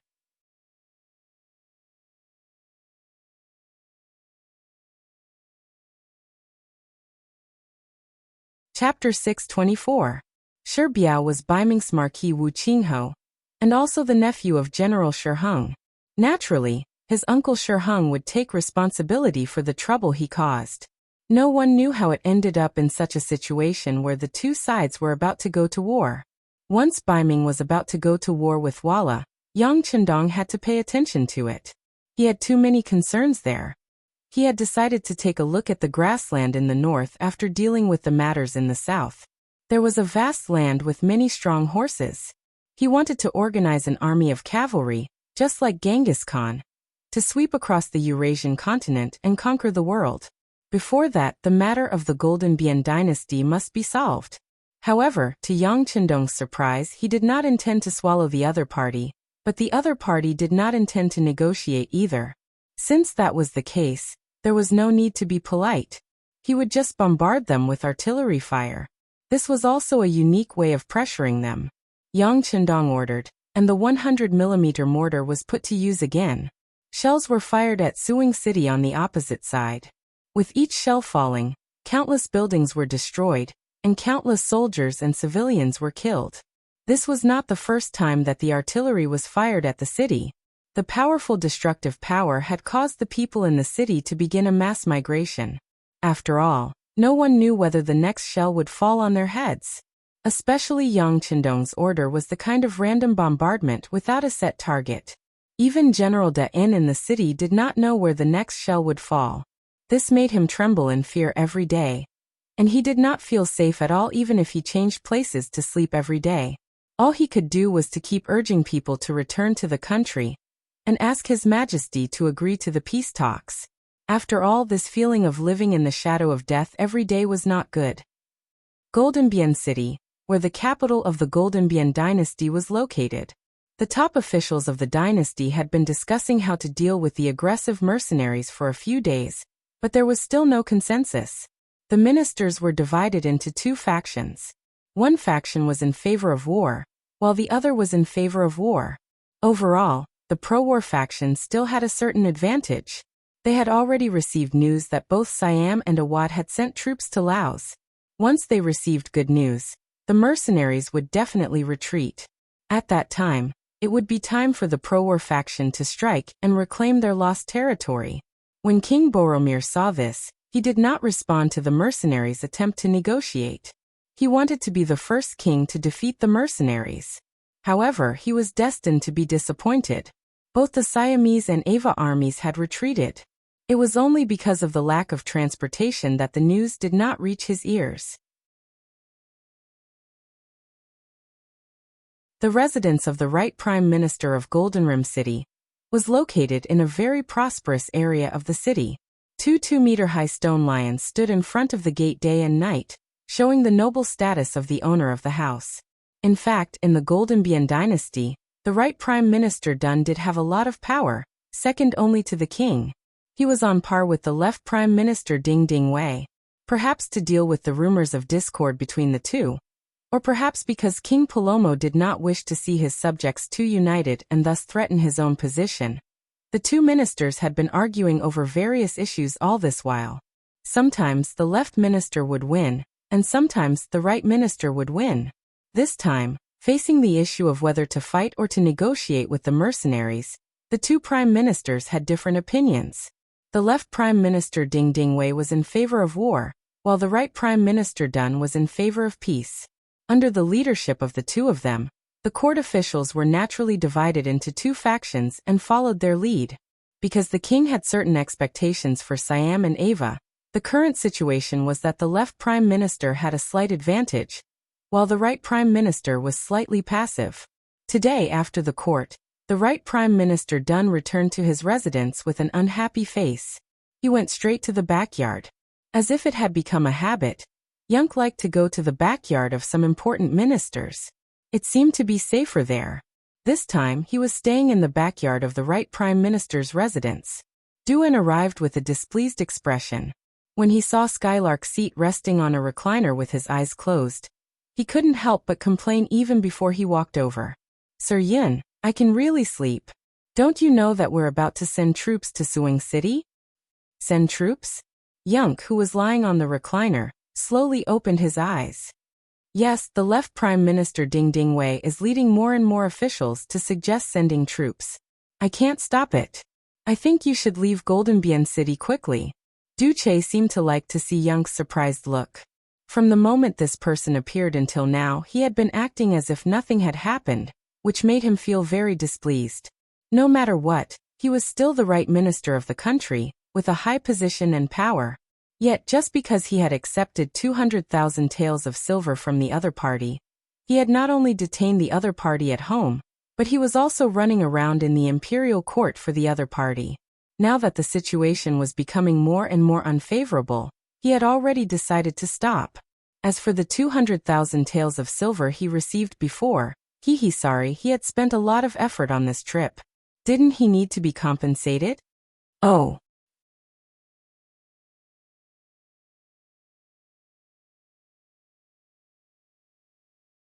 He could use all his methods and perform wonderful infiltration battles. This time, the mercenaries did not let him down. When everyone thought that they would suffer heavy losses and even lose their status, who would have thought that under the command and planning of the sixth young master, the scales of victory would lean towards him again? Young was still lying there, and he didn't even have the intention to get up. But now Dun didn't mean to blame him, or he couldn't care less about it. He was standing there and constantly wiping his cold sweat, thinking about the situation that the Gilded Dynasty would face next. What was written on the paper was the situation at the front line. It was sent to Skylark by wireless telegram. It clearly recorded the defeat of the Siamese army and the failure of the Awa army. They had no choice but to retreat. What was written on it was what the Gilded Dynasty relied on before. If what was written on it was true, then the Gilded Dynasty would have no reinforcements, and the whole country would be in danger. As the right prime minister of a country, Dun naturally knew what this meant. In the worst-case scenario, the mercenaries would be like beasts coming out of the mountains. They could open their bloody mouths and bite the Gilded Dynasty at will. If they wanted to, it was not impossible for them to bite the Gilded Dynasty to death. Thinking of such a result, and thinking that His Majesty wanted to continue to send more troops to Suing City, wasn't that tantamount to angering the mercenaries? At that time, there would be no need for peace talks. They would just fight until one side was crippled. But no matter how he looked at it, it seemed that only the Gilded Dynasty would be crippled. Dun's face changed again and again. At this moment, his mind was spinning rapidly. He slowly came up with an idea. That was to take the initiative to ask for peace before the other side sent out troops. A slap would never hit a smiling face. As long as their posture was humble, it was still possible to negotiate successfully. After all, the army of the Goldenbian Dynasty had not been completely damaged. They still had the power to fight back. Once the other two allies saw that they were resisting desperately, they might send troops for the second time.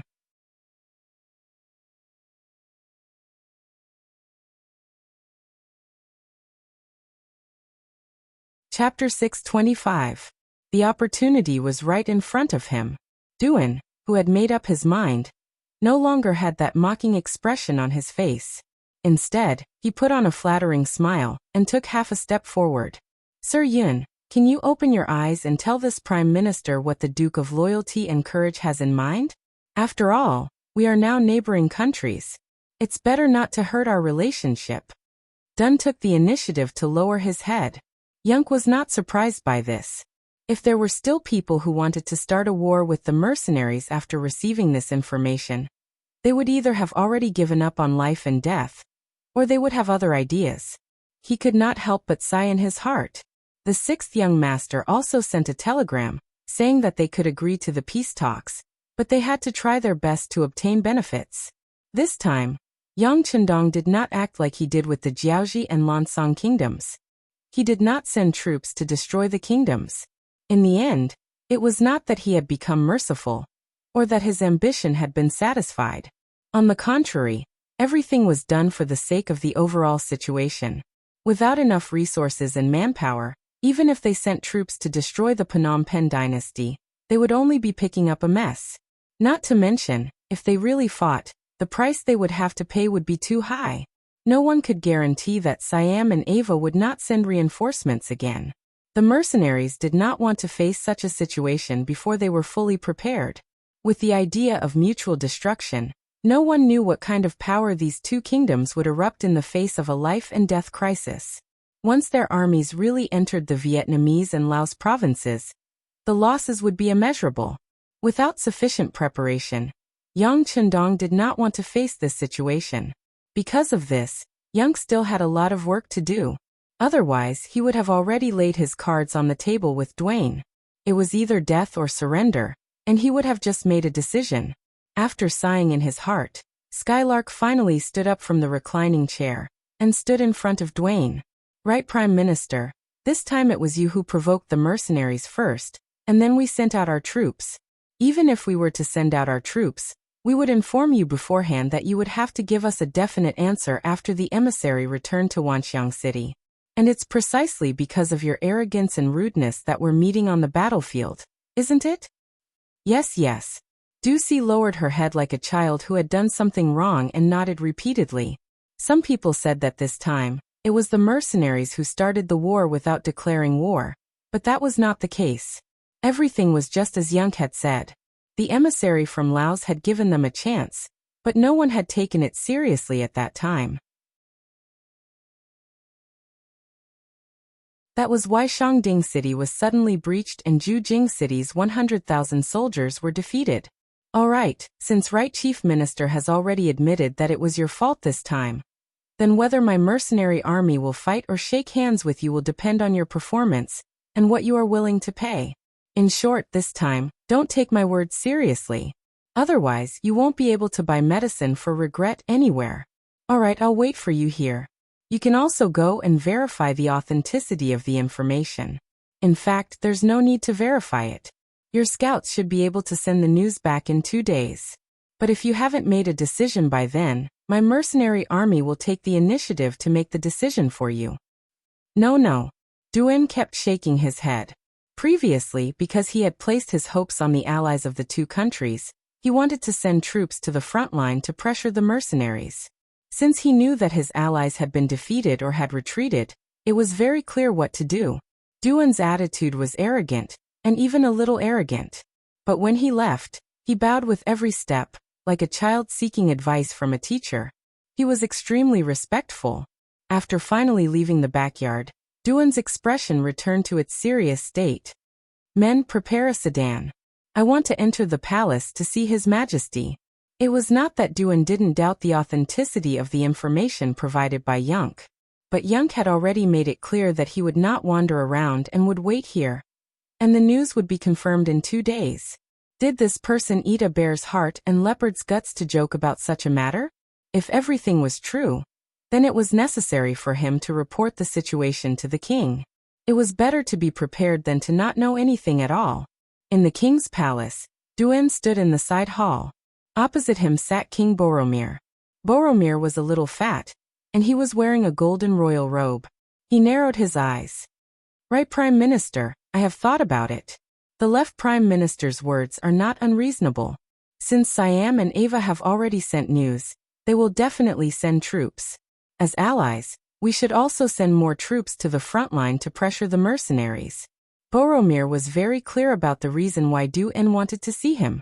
In the morning, the two prime ministers had been arguing in the court. In the end, Duan's faction became weaker, and even he, the king, leaned towards Dingdingwei's opinion and continued to send reinforcements. Boromir did not understand why Duan wanted to see him. Could it be that he wanted to continue persuading him? Your Majesty, this is the information I received. Please take a look. Duan did not explain anything. He only presented the information he received from Yunk. He believed that once the king saw this, his attitude would change drastically. You just received this information? Boromir looked at Duan with a puzzled gaze. The right prime minister did not have the authority to gather information, so where did he get this information from? Puzzled, Boromir took the paper with the words written on it from the eunuch beside him. After looking at it casually, his eyes widened and his body began to tremble. In the end, even his hands that were holding the paper were trembling. Right Prime Minister, where did you get this information? Why didn't I know about it? Boromir suddenly raised his head and looked at Duan with a terrifying gaze. Your Majesty, This information was sent to my residence by a merchant who claimed to be from Laos. I only saw it when I returned to my residence. Duan naturally would not reveal that Yunk was in his residence. Who knew if the king would accuse him of colluding with the enemy in a fit of anger? Besides, he was counting on his relationship with Yunk to gain more benefits in the future. He had to hide this person well. A merchant from Laos? Boromir was not very satisfied with this answer. He wanted to ask why such a merchant did not look for him or any other officials, but the right prime minister. But before Boromir could ask, Duan took the initiative to explain. Your Majesty, my butler said that the Laos merchant will come looking for me again. But in my opinion, this is not important. What is important is whether the information is true or not. If it is, what should we do next? Right, according to the right prime minister, is this news true? Boromir seemed to have woken up the person in his dream. Boromir's voice carried a hint of urgency as he asked. In fact, it did not matter how the information came about. The most important thing was whether it was true or not. If it's true, it's a big mistake to send troops to the front. What's wrong? The other two allies have retreated. Do you want to fight head-on with the mercenaries with the Golden Border Dynasty's powerful army? This, in my opinion, regardless of whether it is true or not, there is no smoke without fire. We have to prepare for a backup plan. Duan raised his head. He wanted to say that since he was the one who sent the information, of course, he would believe it to be true. But he would not say that. He wanted the king to figure it out himself. At the same time, he wanted to use this as an excuse to trick some people, so he could not be too sure. Yes, it is necessary to prepare for a backup plan. Boromir kept nodding, but soon he shook his head. But we have to be careful. Someone might be deliberately spreading false information to mislead us. So, summon the left prime minister to the palace for a meeting. In the end, Boromir did not make a decision. He wanted to summon the others to listen to their opinions. When he heard that the king wanted to summon the left prime minister, Duan's eyes flashed with excitement. He knew the king too well. The king liked to listen to everyone's opinions, as if that was the best way to make the right choice. But he had forgotten that the truth was often in the hands of only a few people. The king summoned the left prime minister, Ding Ding Wei, in his official robe, appeared in the side hall. Ding Ding Wei was tall and slender. He looked to be in his 50s. His eyes were not big, but they were very spirited and gave people a feeling of wisdom. Your subject greets your majesty. When he entered the side hall, Ding Ding Wei bowed to the king according to the rules. Left prime minister, please rise. Come, bring this over. When Ding Ding Wei entered the hall, Boromir's expression had already returned to normal. He looked calm and relaxed. Obviously, he wanted to see the debate between the two prime ministers before making a decision. With the demeanor of a prime minister, Ding Ding Wei unhurriedly took the paper that the eunuch presented to him. First, he gave it a cursory glance. His eyes immediately widened. Then he carefully read it twice. After that, he did not immediately speak. Instead, he slowly closed his eyes as if he was thinking about something. King Boromir was not in a hurry. He seemed to be used to the left prime minister's way of doing things. He sat there calmly and did not say anything. On the other side, Duan was also not in a hurry. This was a trap to begin with. He had even thought about what choice Ding Ding Wei would make. He was just waiting for him to jump in. After about 5 or 6 breaths, Ding Ding Wei finally opened his eyes. He cupped his fists and said to Boromir, Your Majesty, may I know where this information came from?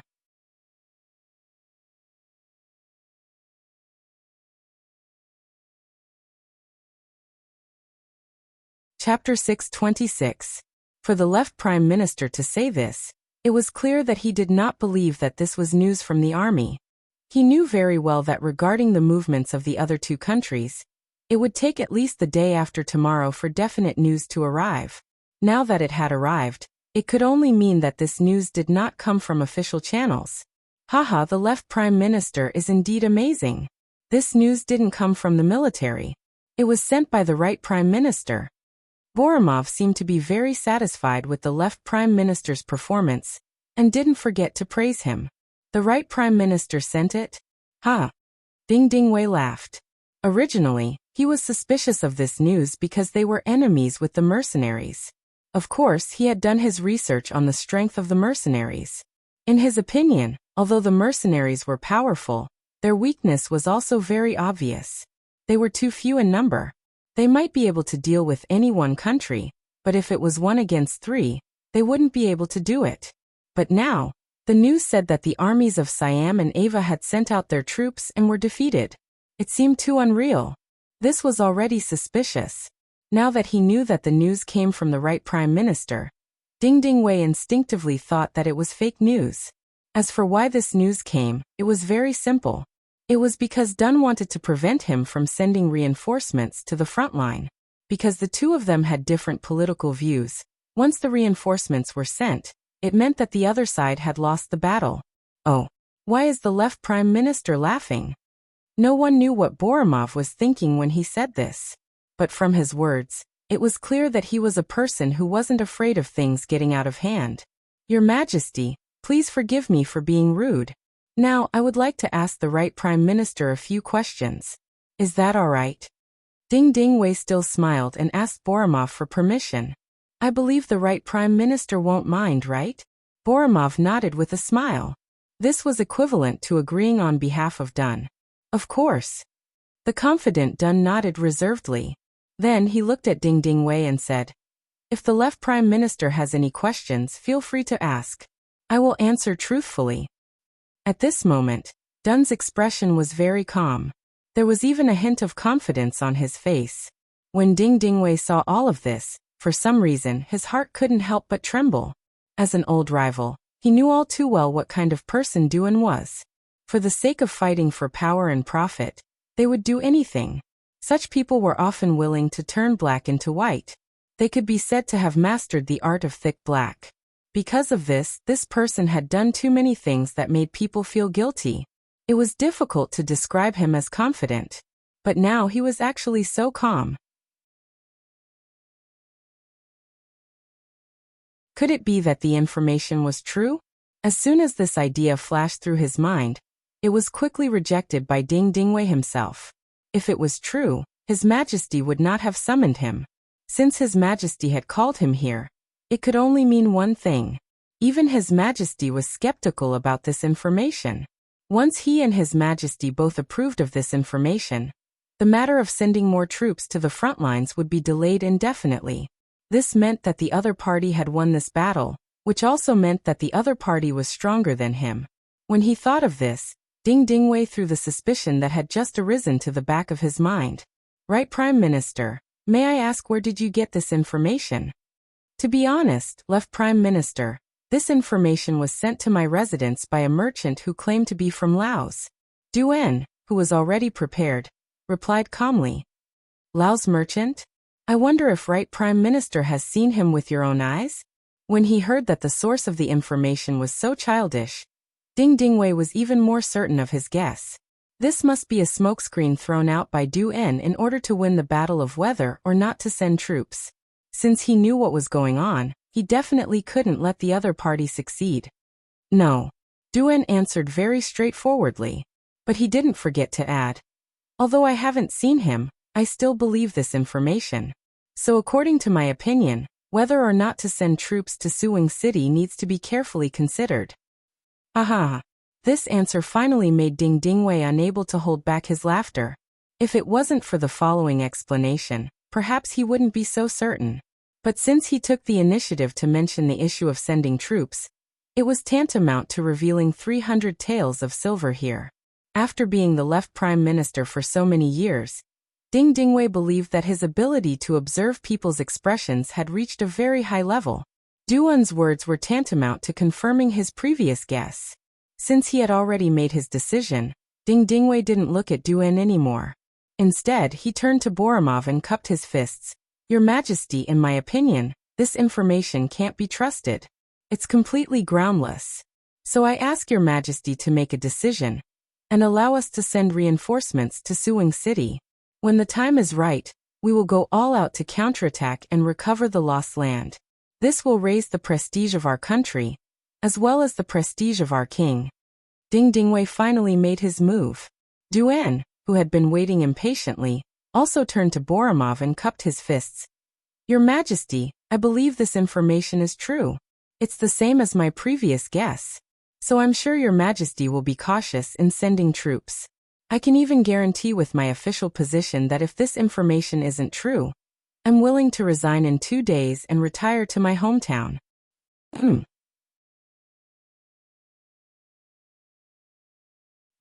At this moment, Borimov and Ding Dingwei were shocked by Duan's words. This was a scene that they hadn't expected at all. Originally, after hearing Ding Dingwei's words, Borimov could basically confirm that this was a fake information that Duan had deliberately created to delay the sending of reinforcements. He was still a little angry about this.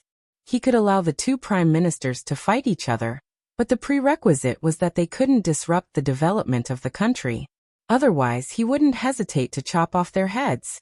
But suddenly, Duan was so confident that he would use his authority as a stake. At this moment, Borimov hesitated. Borimov wasn't the only one who thought so. Left Prime Minister Ding Dingwei was also caught off guard by Duan's move. What's going on? It's just a plan to delay the arrival of reinforcements. Why did he make such a huge bet? Why did the right Prime Minister dare to make such a huge bet? What did he rely on? Ding Dingwei looked at Dun seriously, but he couldn't see anything from Dun's face. Especially at this moment, Dun intentionally closed his eyes. This made Ding Dingwei feel that he didn't know where to start and analyze. The side hall fell silent. Both the king and the left prime minister were shocked by Duan's bold words. They couldn't help but wonder if they were wrong. Duan opened his eyes and said, "If this information is true, not only should we stop sending reinforcements, but we should also find a way to negotiate with the mercenaries. The sooner we negotiate, the more sincere we will be and the less we will have to pay. On the other hand, when the situation is settled, we will have to pay several times the price if we want to negotiate with them." Duan's words couldn't be more apt to describe him now. Duan's words were completely for the sake of the Golden Border dynasty, and had nothing to do with any power struggle. King Boromir was indeed frightened by Duan's boldness. He couldn't help but hesitate. But before he could say anything, left Prime Minister Ding Dingwei also opened his mouth and said in the same shocking tone, "I think this news is fake. Although the mercenaries are powerful, their military strength is limited. It is impossible for them to stop the armies of Siam and Ava at the same time. This is the right time to send reinforcements. I am also willing to guarantee that if I am wrong, I will retire and return to my hometown." Well, Tintinwei had also put in a lot of effort. His words were so certain that Boromir was in a dilemma. Normally, such a thing wouldn't happen. The word official was always there. Real officials, especially important ministers, spoke with a sense of propriety. Even if they were more than 90% sure, they wouldn't be so certain. They would always leave a way out for themselves, right? But today, the 2 prime ministers had put their official positions on the line, and their opinions were so different. This was so abnormal that it made Boromir even more hesitant. On the other hand, Duan was first surprised, then he was overjoyed. Someone had finally jumped into the pit. It was his old rival. He really wanted to shout out loud to vent his excitement. He was so excited in his heart, but on the surface, Duan still suppressed his excitement, cupped his fists and said to Ding Dingwei, "Good Lord Left Prime Minister, if that's the case, we might as well make a bet. We will see the result in 2 days. But I still have one thing to say. If we want to negotiate with the mercenaries then, we will have to pay a higher price. Let's make a bet. But I still support sending reinforcements. If we send reinforcements too late, we can't afford to suffer any losses at the front line," Ding Dingwei said firmly. Then he stopped looking at Duan and focused all his attention on King Boromir. Obviously, he was listening to the king's orders. The 2 prime ministers had put their official positions on the line and spoke with great confidence. This way, Boromir was the one who had a headache. This was different from what he had expected.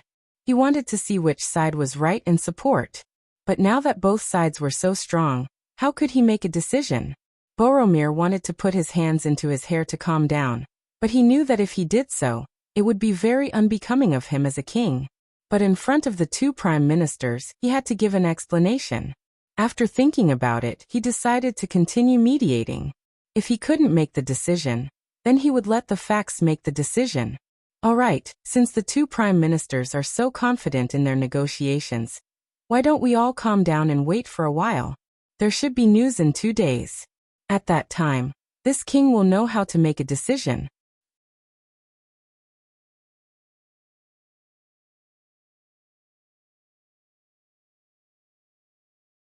Chapter 627.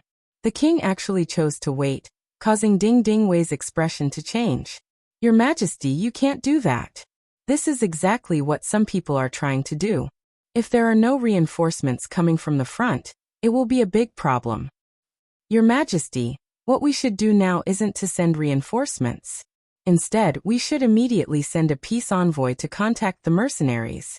This is the only way to resolve this matter with the smallest price. A long delay may lead to trouble. Duan also called out. He looked very anxious, but only he knew how happy he was. He had already dug a hole for Ding Ding Wei. Now he just had to wait 2 days to see the results. As for whether the king would agree to the peace talks now, he wasn't the one who would suffer a loss. Since the king wasn't anxious, why should he be anxious? The two prime ministers seemed to have the intention to quarrel again.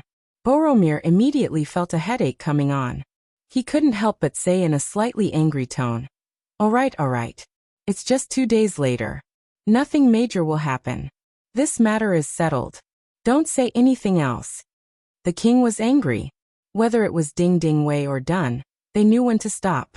They just glared at each other and left the palace after saluting. Not long after the two of them left, the whole story began to spread. First, some of the important ministers knew about this matter. Soon, the commoners on the streets were also very clear about it. King Boromir didn't say anything about it. He even knew that the two prime ministers must have deliberately spread the news in order to undermine each other. It was better for him to remain uninvolved in this matter. This way, he would be able to seize the initiative. Even the king was prepared to watch the show, and so were the officials and commoners. Soon, they formed two factions and began to have an intense discussion about who would win. The combat strength of the mercenaries naturally became the main topic of discussion. Those who supported Duan would naturally say that the mercenaries were powerful, and that they were omnipotent. Those who supported Ding Ding Wei would naturally say that no matter how powerful the mercenaries were, they were too few in number. It was absolutely impossible for them to win a war against the three countries. Duan's words were just to delay the reinforcements to support the front line. It was just to tear down the left prime minister's platform. This kind of action that sacrificed the interests of the country for one's own personal reputation was really too despicable. If it could be proven that Duan was lying 2 days later, then he should be charged with the crime of harming the country. The people who supported both sides were still having an intense debate. There was no victory or defeat, but the mercenaries' reputation had already penetrated deep into the hearts of the commoners. This was especially true for the people who had escaped from Shangding City. Some of them had come to the capital, and through their mouths, they had described the mercenaries as incomparably terrifying. In the end, the mercenaries' reputation had been greatly increased. This was something that even Yunk had not expected. However, this was good news after all. Yunk quickly ordered his subordinates to spread all kinds of news about the mercenaries. For example, the commoners in Vietnam and Laos were living very well. With Yang Bao, once they obtained citizenship, they wouldn't be bullied anymore. If this news was spread during normal times, not only would it not be accepted, but it would also be criticized as a misconception. However, at this time, when the news was spread, not only did it attract a lot of attention, but it also attracted a lot of attention. The two sides were fighting, and for a while, there was no clear winner. Everyone was watching the show, but there were also people who were very depressed. For example, General Hun's Senator Hun Sun was still very strong. After losing Jujing City and becoming the general of the defeated army, he was escorted back to Golden Rim City. It was said that he was going to be punished. At this moment, his greedy behavior saved him. Because he was greedy for money, he became the child of wealth. As long as he had some influence in the imperial court and could speak, He would send people to give generous gifts to the officials. As a result, there were many people who spoke up for him. In the end, the left and right prime ministers spoke up together. The left prime minister Ding Ding Wei thought that at this time, although Hun Sen had some small problems, he could still fight. Moreover, killing a general before the war was not good for the morale of the army, so he spoke up for him. The right prime minister Du En was much simpler. He had received enough money, so he naturally stood up and said a few good words. The two prime ministers had the same opinion, which was a very rare thing. In the end, King Boromir decided to give Hun Sen a chance to perform meritorious deeds. He even gave him military power, and told him to be prepared to support Suwung City at any time. But now, the two prime ministers had different opinions and couldn't decide who was better. Instead, Hun Sen stopped supporting Suwung City. He had no choice but to wait at home. But in his heart, he was cursing Du En. If it wasn't for the right prime minister, he would have been at the front line by now, and could even turn the situation around to prove his ability. No matter how the atmosphere in the king's city changed, time didn't stop flowing because of this. It was still moving forward on schedule. After tonight it would be 2 days tomorrow. It was time for the Golden Rim Dynasty's fast horse scouts to return. The results would be revealed tomorrow. Dwayne became a little nervous. After all, he didn't get the news through his own channels, so after thinking about it, he went to the backyard to look for Skylark because he couldn't sleep. At this time, Yun Kei was not asleep. He seemed to have known that Duan would come. He set up a simple tea shed in the small courtyard, and specially prepared an extra chair. Mr. Yun knew that I would come? As soon as Du-in appeared here and saw the furnishings, he was shocked. We will see the results tomorrow. Right, Prime Minister? It is inevitable that you will be impatient. Come over and have a cup of tea to calm your mind. Young had a smile on his face as he casually pointed to the chair opposite him. Duan also wanted to hear Yun Kei say that there was no problem with the information, so he simply sat down. But just as he sat down, after hearing Yun Kei's next sentence, he suddenly jumped up.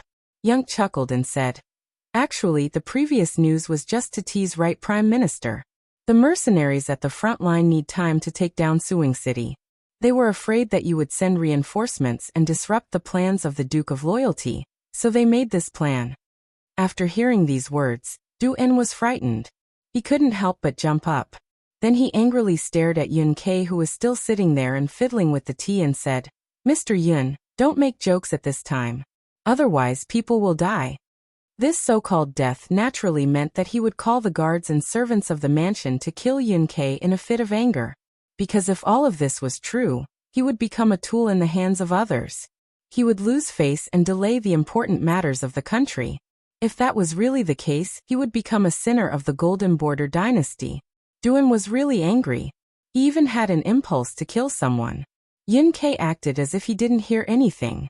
After finishing the last procedure of making tea, he raised his head and looked at the angry Duan and said, "Right, Prime Minister, of course I was joking." "Huh." Dwayne's expression changed when he heard this. He didn't even know which sentence was true and which was false. "Ha ha ha, right, Prime Minister, isn't what I said just now what you suspected in your heart?" Yun Kei once again pointed to the chair opposite him, indicating that he could sit down. Then he casually said, "I just said what Right Prime Minister was thinking. But this only represents what you think, not what I think. I still have the same words. The news is incomparably accurate. Otherwise, I wouldn't stay here and wait for the confrontation, right?" Yun Kei dared to stay in the mansion, which was already a clear proof. Unless he was playing a death game, otherwise he wouldn't take such a risk. This sentence finally made Du-in calm down a little. He sat down again. "Mr. Yun, is the news really true? You also know that the outside world is in chaos. If the news is not true, then this Prime Minister is really dead."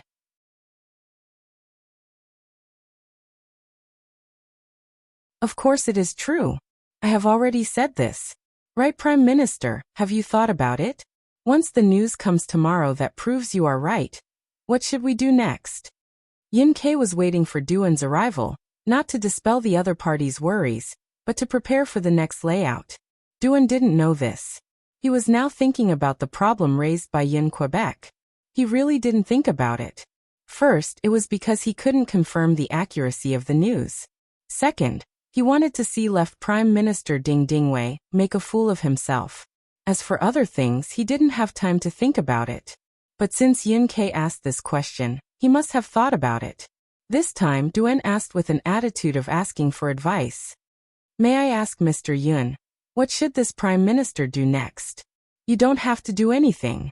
Just say that you are sick because you were suspected this time and go back to the mansion to stay.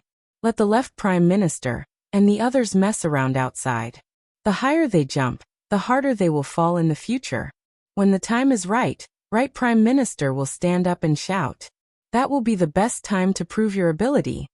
The smile on Yun Ke's face disappeared, replaced by a face of determination and decisiveness. Duen was also a very smart person. He immediately thought of something and said, Mr. Yun means to first give up the right to negotiate, and when those people can't reach an agreement, this Prime Minister will help to decide the overall situation. Yes. Yun Ke nodded with satisfaction. He praised the other party for being a smart person. Dwayne chuckled after hearing Skylark's praise. But then he frowned and said, but if someone else completes the negotiation with the mercenaries, then wouldn't this Prime Minister have nothing to do with it?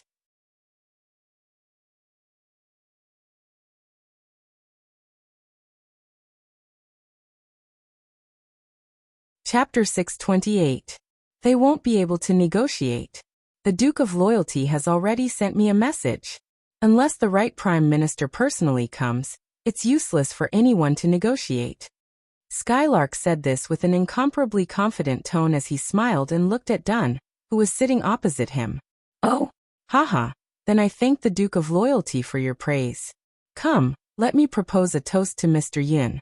I wish us a happy cooperation. Dun laughed as his worries were swept away. However, he did not know that the reason Yang said so much to him, and the reason why Yang Chendong wanted him to negotiate was because he wanted more benefits. As for what benefits he could get, he would know in the next few days. Dun left Yang's courtyard with satisfaction, and went back to his room to sleep. When he opened his eyes again, the sky was already bright. While he was having breakfast, the butler suddenly came to report that the scouts he had sent to Ava and Siam had returned. They were now part of the royal palace. At the same time, they brought with them a huge piece of news, which was that the armies of the two countries had been defeated. They were mercilessly blocked outside the gates of Laos by the mercenaries, unable to enter at all. In other words, the information provided by Yunk was extremely accurate. This time, Dun had made the right bet. Ha ha ha ha ha ha. Listening to the information provided by the butler, Dwayne grinned widely. Everything was as Skylark had said. Now he needed to rest according to the plan. Thus he told the housekeeper, spread the news outside. Say that this Prime Minister has fallen ill due to mental exhaustion. It's not convenient for him to see any guests. The butler was puzzled. This time his master had won. Shouldn't it be time for him to shine in the court? Why did he have to stay at home and not come out? However, he was only a butler and could not understand his master's thoughts. After seeing the stern look in Dun's eyes, he immediately agreed and left to spread the news. At this time, the palace was already in a mess.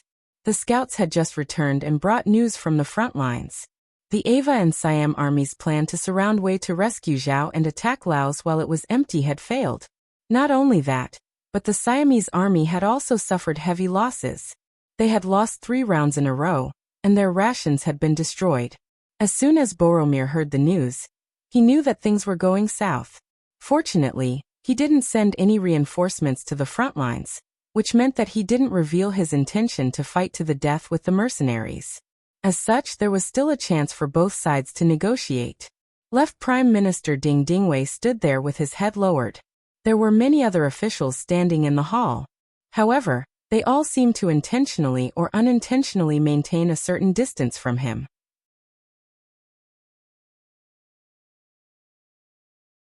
It could be seen that this time he had miscalculated and lost to Right Minister Duen.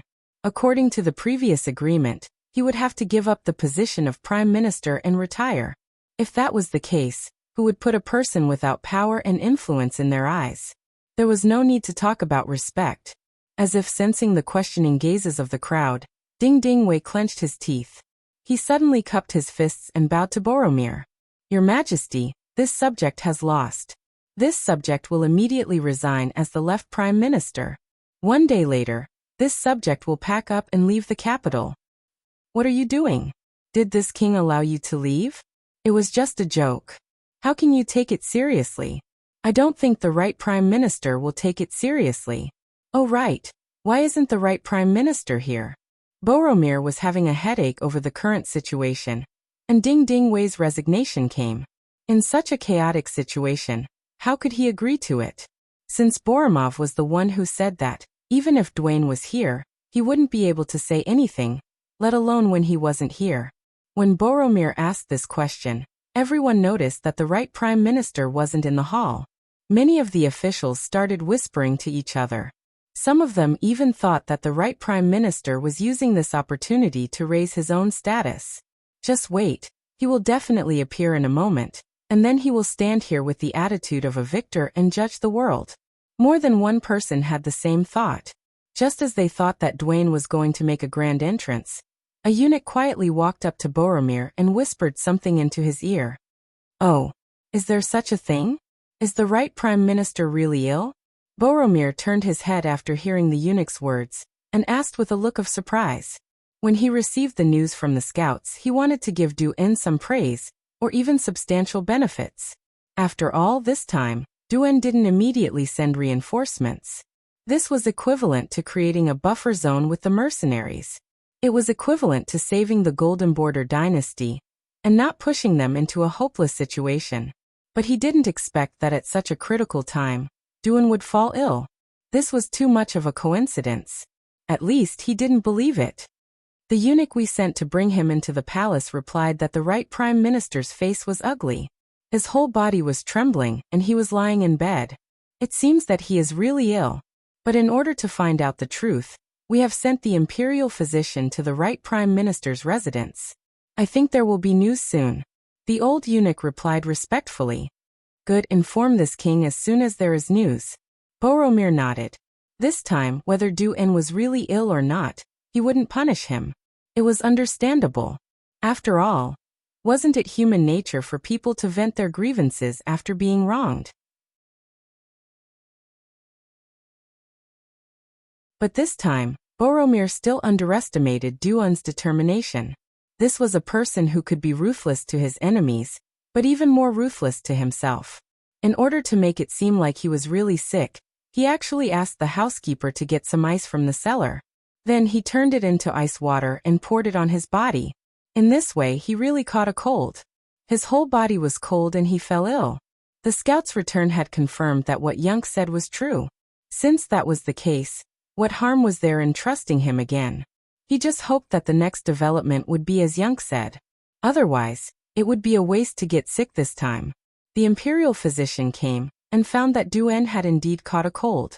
The imperial physician immediately prescribed medicine, and then returned to the palace to report. What? He is really ill? After the old eunuch said the news, King Boromir was shocked. It seemed that the right Prime Minister was really under a lot of pressure this time. Of course, this was just a passing thought. After ordering the old eunuch to send the imperial physician to see the right Prime Minister, he put his thoughts on the court. He didn't make a decision just now because he had been waiting for the right Prime Minister to come. Since he couldn't come, the matter of the peace talks could only be handed over to someone else. Although it was someone else, there weren't many people who could really choose. How powerful was the mercenary army? The position of the person sent to negotiate was too low. How could he talk to them on equal terms? Wouldn't it be shameful if the person sent couldn't even see the face of the king? After thinking about it, Boromir still chose the left Prime Minister, Ding Ding Wei. The left Prime Minister also wanted to use this opportunity to repay the king's kindness. Of course, he didn't hesitate to agree. After only 2 hours, Ding Ding Wei, who had made some preparations, left Goldenrim City and went straight to Suing City.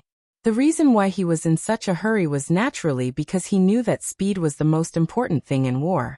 Now that the two allies had lost the war, if the Goldenrim dynasty didn't make a move, who knew if the other side would gather all the troops to attack the Goldenrim dynasty in anger? Once they made this decision, it would be even more difficult to negotiate with them. The carriage sped along the way. Who knew how many horses were changed on the road? Normally, it would take 5 or 6 days to reach Suing City, but Ding Ding Wei only took 3 days. As soon as he arrived, he sent people to the mercenary camp outside the city to express the Golden Rim dynasty's intention to negotiate and stop the war. At this moment, Suing City was already full of holes. These days, the mercenary army's cannons didn't stop firing. It was unknown when a powerful shell would fall, and every time it fell, it would cause a lot of damage in the city. It was normal for people to die and houses to be destroyed. For this reason, most of the people in the city had been evacuated, leaving only the soldiers. They didn't dare to leave without orders. They were on tenterhooks every day, fearing that the next shell would fall on their heads. General De En personally came out to meet Ding Ding Wei. As soon as they met, the general began to complain. He also said that he had made countless requests to the king's city, either to send reinforcements or to prepare for peace talks. Why didn't there a response until now, etc.? Facing De En's aggrieved face, Ding Ding Wei asked with a displeased face. You generals are always thinking of asking His Majesty for help when something happens. Why didn't you try to fight the mercenaries? If you could win, would you still need to suffer these grievances? Hey, Left Prime Minister, it's easy for you to say that. Hearing this, De En was a little angry. He was the general of the dynasty, and belonged to the existence of the military leader. There was no need to talk about his authority. Although Ding Ding Wei was the left prime minister, in reality, he wasn't much stronger than him. Not to mention, it was now a time of war, and the status of soldiers was greatly increased. How could he be afraid of the other party? Left Prime Minister, how could you not know that we didn't try to launch a counterattack? But the mercenaries have continuous fire guns that can take people's lives from hundreds of feet away. Our bows and arrows only have a range of 300 feet. How can we fight them? This general has ordered 2 attacks, but we didn't even see a single person and suffered heavy casualties. How can we fight such a battle? Left Prime Minister, please teach me. Of course, if Left Prime Minister is willing to personally lead the army, then I will give you a good set of armor. How about it? Asking a civil official to go to the battlefield to fight was clearly nonsense. How could Ding Ding Wei answer? He coldly snorted and said, Fine, since the army can't win, then let us civil officials negotiate with our mouths.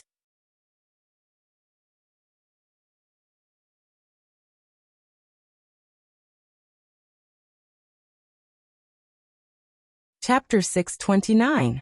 All right. De En nodded, as if this was how it should be. This scene infuriated Ding Ding Wei greatly. In the past, when there was a war, it was always the generals who were in charge of the war, and the civil officials who were in charge of the peace. But now, as soon as Dagon heard that they were going to negotiate, he agreed without hesitation. From this, it could be seen that they were really outnumbered by the mercenaries. If that was the case, wouldn't it mean that this time's negotiation wouldn't go smoothly? Now he just hoped that the other party would not ask for too much. Ding Ding Wei was destined to be disappointed. Although the mercenaries quickly gave an answer and welcomed them to the peace talks, when Ding Ding Wei went to the mercenary camp the next day, he didn't see the famous Duke of Loyalty from the Great Ming Dynasty, but only 2 regimental political commissars. He knew that the peace talks this time wouldn't go so smoothly. He couldn't even see the main characters, which was a bad sign. The people who met Ding Ding Wei were the political commissar of the 2nd Regiment, Kong Jia, and the political commissar of the 3rd Regiment, Chen Bo. This was also Yang Chendong's intention to train these people's political skills. Of course, the 2 of them were prepared when they came. That was, Chen Bo would play the good cop, and Kong Jia would play the bad cop.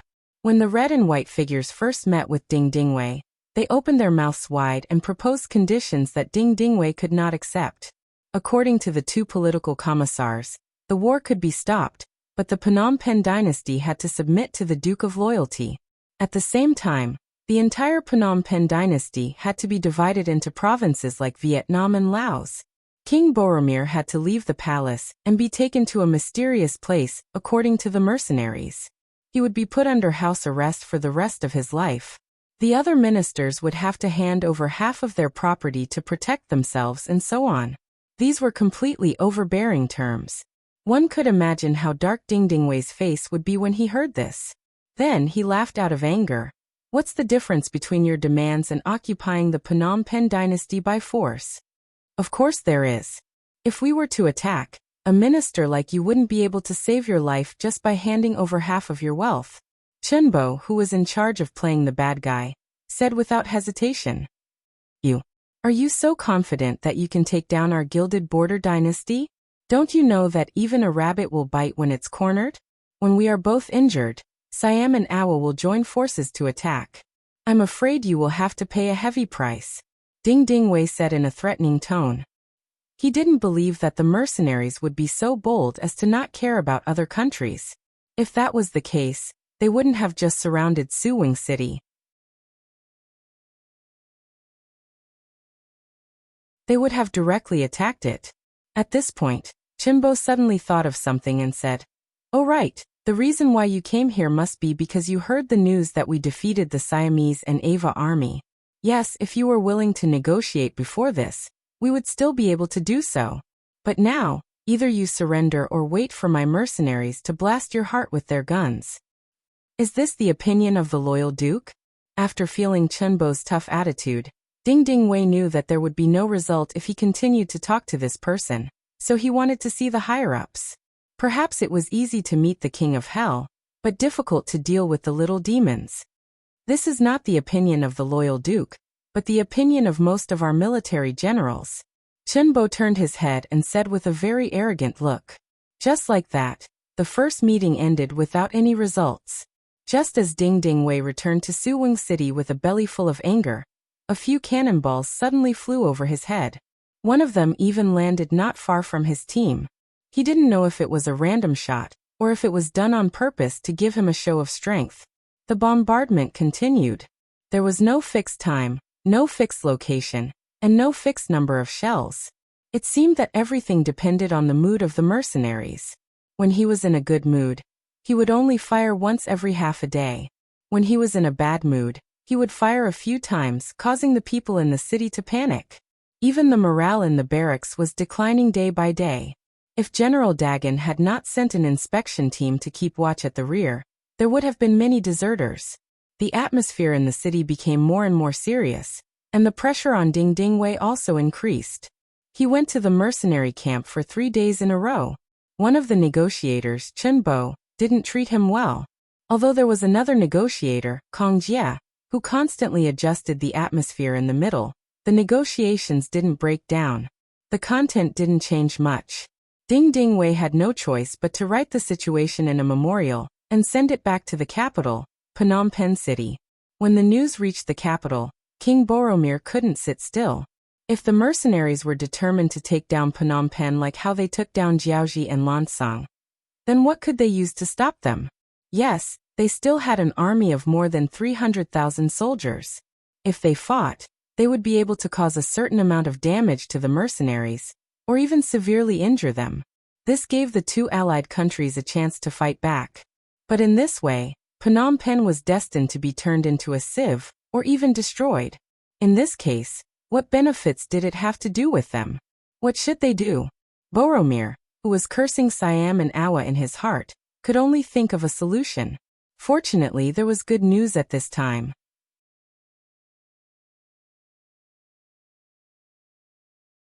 The old eunuch beside him said that the right Prime Minister, Dun, had recovered. Although he wasn't as healthy as before, as long as he didn't do strenuous exercise, he wouldn't have any problems doing ordinary work. Quick, summon the right Prime Minister. When he heard the news, Boromir was like a person walking in the darkness who saw the light of dawn, and he shouted excitedly. Dun's illness was indeed cured. It was originally a self-inflicted cold. Because it was treated in time, it looked more serious 2 days ago. Now he had been recuperating for more than a week. Naturally, he was fine. Of course, Dun was able to recover so quickly thanks to Yun Kei's help. Mr. Yun said that it was time for him to come back, and it was also time for him to make a contribution. With the left Prime Minister, Ding Dingwei, it would be very advantageous for Dun to take over the negotiations, especially in terms of conditions. The facts had proven that Yun Kei's words could be trusted. Of course, Dun had to stand up. At this time, he could be said to be in high spirits. Even when he followed the eunuch into the palace, he was still arrogant and confident. As Yun Kei said, the left prime minister hit a wall in the front line. The king didn't really want to fight with the mercenaries, and the negotiation force would become the mainstream. Naturally, it was time for him to perform. Because Yun Kei said that in the entire Golden Border dynasty, only he could handle the negotiation. Of course, in return this time, he had to fight for a certain amount of rights for the mercenaries. For this reason, Dun basically agreed without hesitation. Perhaps others would think that he was betraying his country's rights, but only he knew that if he didn't, there would be someone else to take over this position. Not to mention, if he could protect the Golden Border dynasty at this time, it would be a great achievement. Not to mention, he could also attack the left prime minister, Ding Ding Wei. This had always been his wish. Since he could make His Majesty happy, make the mercenaries happy, and make himself happy, why not do such a thing? Dun walked into the side hall, and saw King Boromir sitting high above. He saw that the king's eyes lit up, and then his face was full of smiles. Haha, the right prime minister is here. This king's heart is at ease. Come, give the prime minister a seat. Giving a seat was a very high courtesy, and something like this had never happened before. Just this action alone could prove a lot of things. At this time, Dun's heart was at ease. After more than 2 hours, Dun walked out of the palace with a satisfied face. Boromir had approved that he would replace the left prime minister, Ding Ding Wei, to negotiate with the mercenaries in Suwung. Not only that, the king even told Dun the bottom line. As long as he followed the bottom line, he would have more freedom to play. Early the next morning, Dun set off from Golden Border City and went straight to Suwung City. The Foreign Affairs Director of the Security Bureau, Yun Kei, was also with the convoy. With Dun's departure to the front line, his task was equivalent to more than 80% completed. The next step was to finalize some of the details of the negotiation. In fact, after Dun returned to his residence yesterday, he had an in-depth communication with Yun Kei about the negotiation. In this regard, Yun Kei had already been authorized by Yang Qindong, and his decision was the mercenaries' decision. Finally, after a sincere communication, the final plan of the negotiation was finalized. That was, the Golden Border dynasty made the following concessions. First, General Hun Sun publicly apologized to the Solingen family of Laos and compensated them with a total of 300,000 silver taels. In fact, the Solingen family's loss was only 170,000 silver taels. Second, the Golden Border dynasty would compensate the mercenaries with 1.5 million silver taels, which would be used as military funds for the mercenaries, and 500,000 tons of copper and iron. Third, siege Shangding City and all the territories north of the city to Laos. The mercenaries would withdraw to the north of Shangding City, and would not infringe on the interests of the Golden Border dynasty, without any reason. Fourth, the two sides would exchange business. Each had its own independent sovereignty, and could station diplomatic missions to ensure a friendly relationship for generations. Once one side was attacked by others for no reason, the other side was obliged to send troops to help. That was to say, after these events, the Golden Border dynasty and Laos had formed a military alliance. Of course, the agreement was written that once a war broke out, the troops would be sent, but the number would depend on the mood. There was no specific number. In a way, it was not a breach of the contract to send only one person. You're tuning in to the Li Mei's Wuxia Whispers YouTube channel. We're so grateful for your support, and don't forget to subscribe to join us on this incredible journey through captivating stories. Your generosity through donations truly makes a world of difference, as it's the primary source of revenue that allows me to expand and enhance this channel for you. Thank you from the bottom of my heart for being a part of this adventure.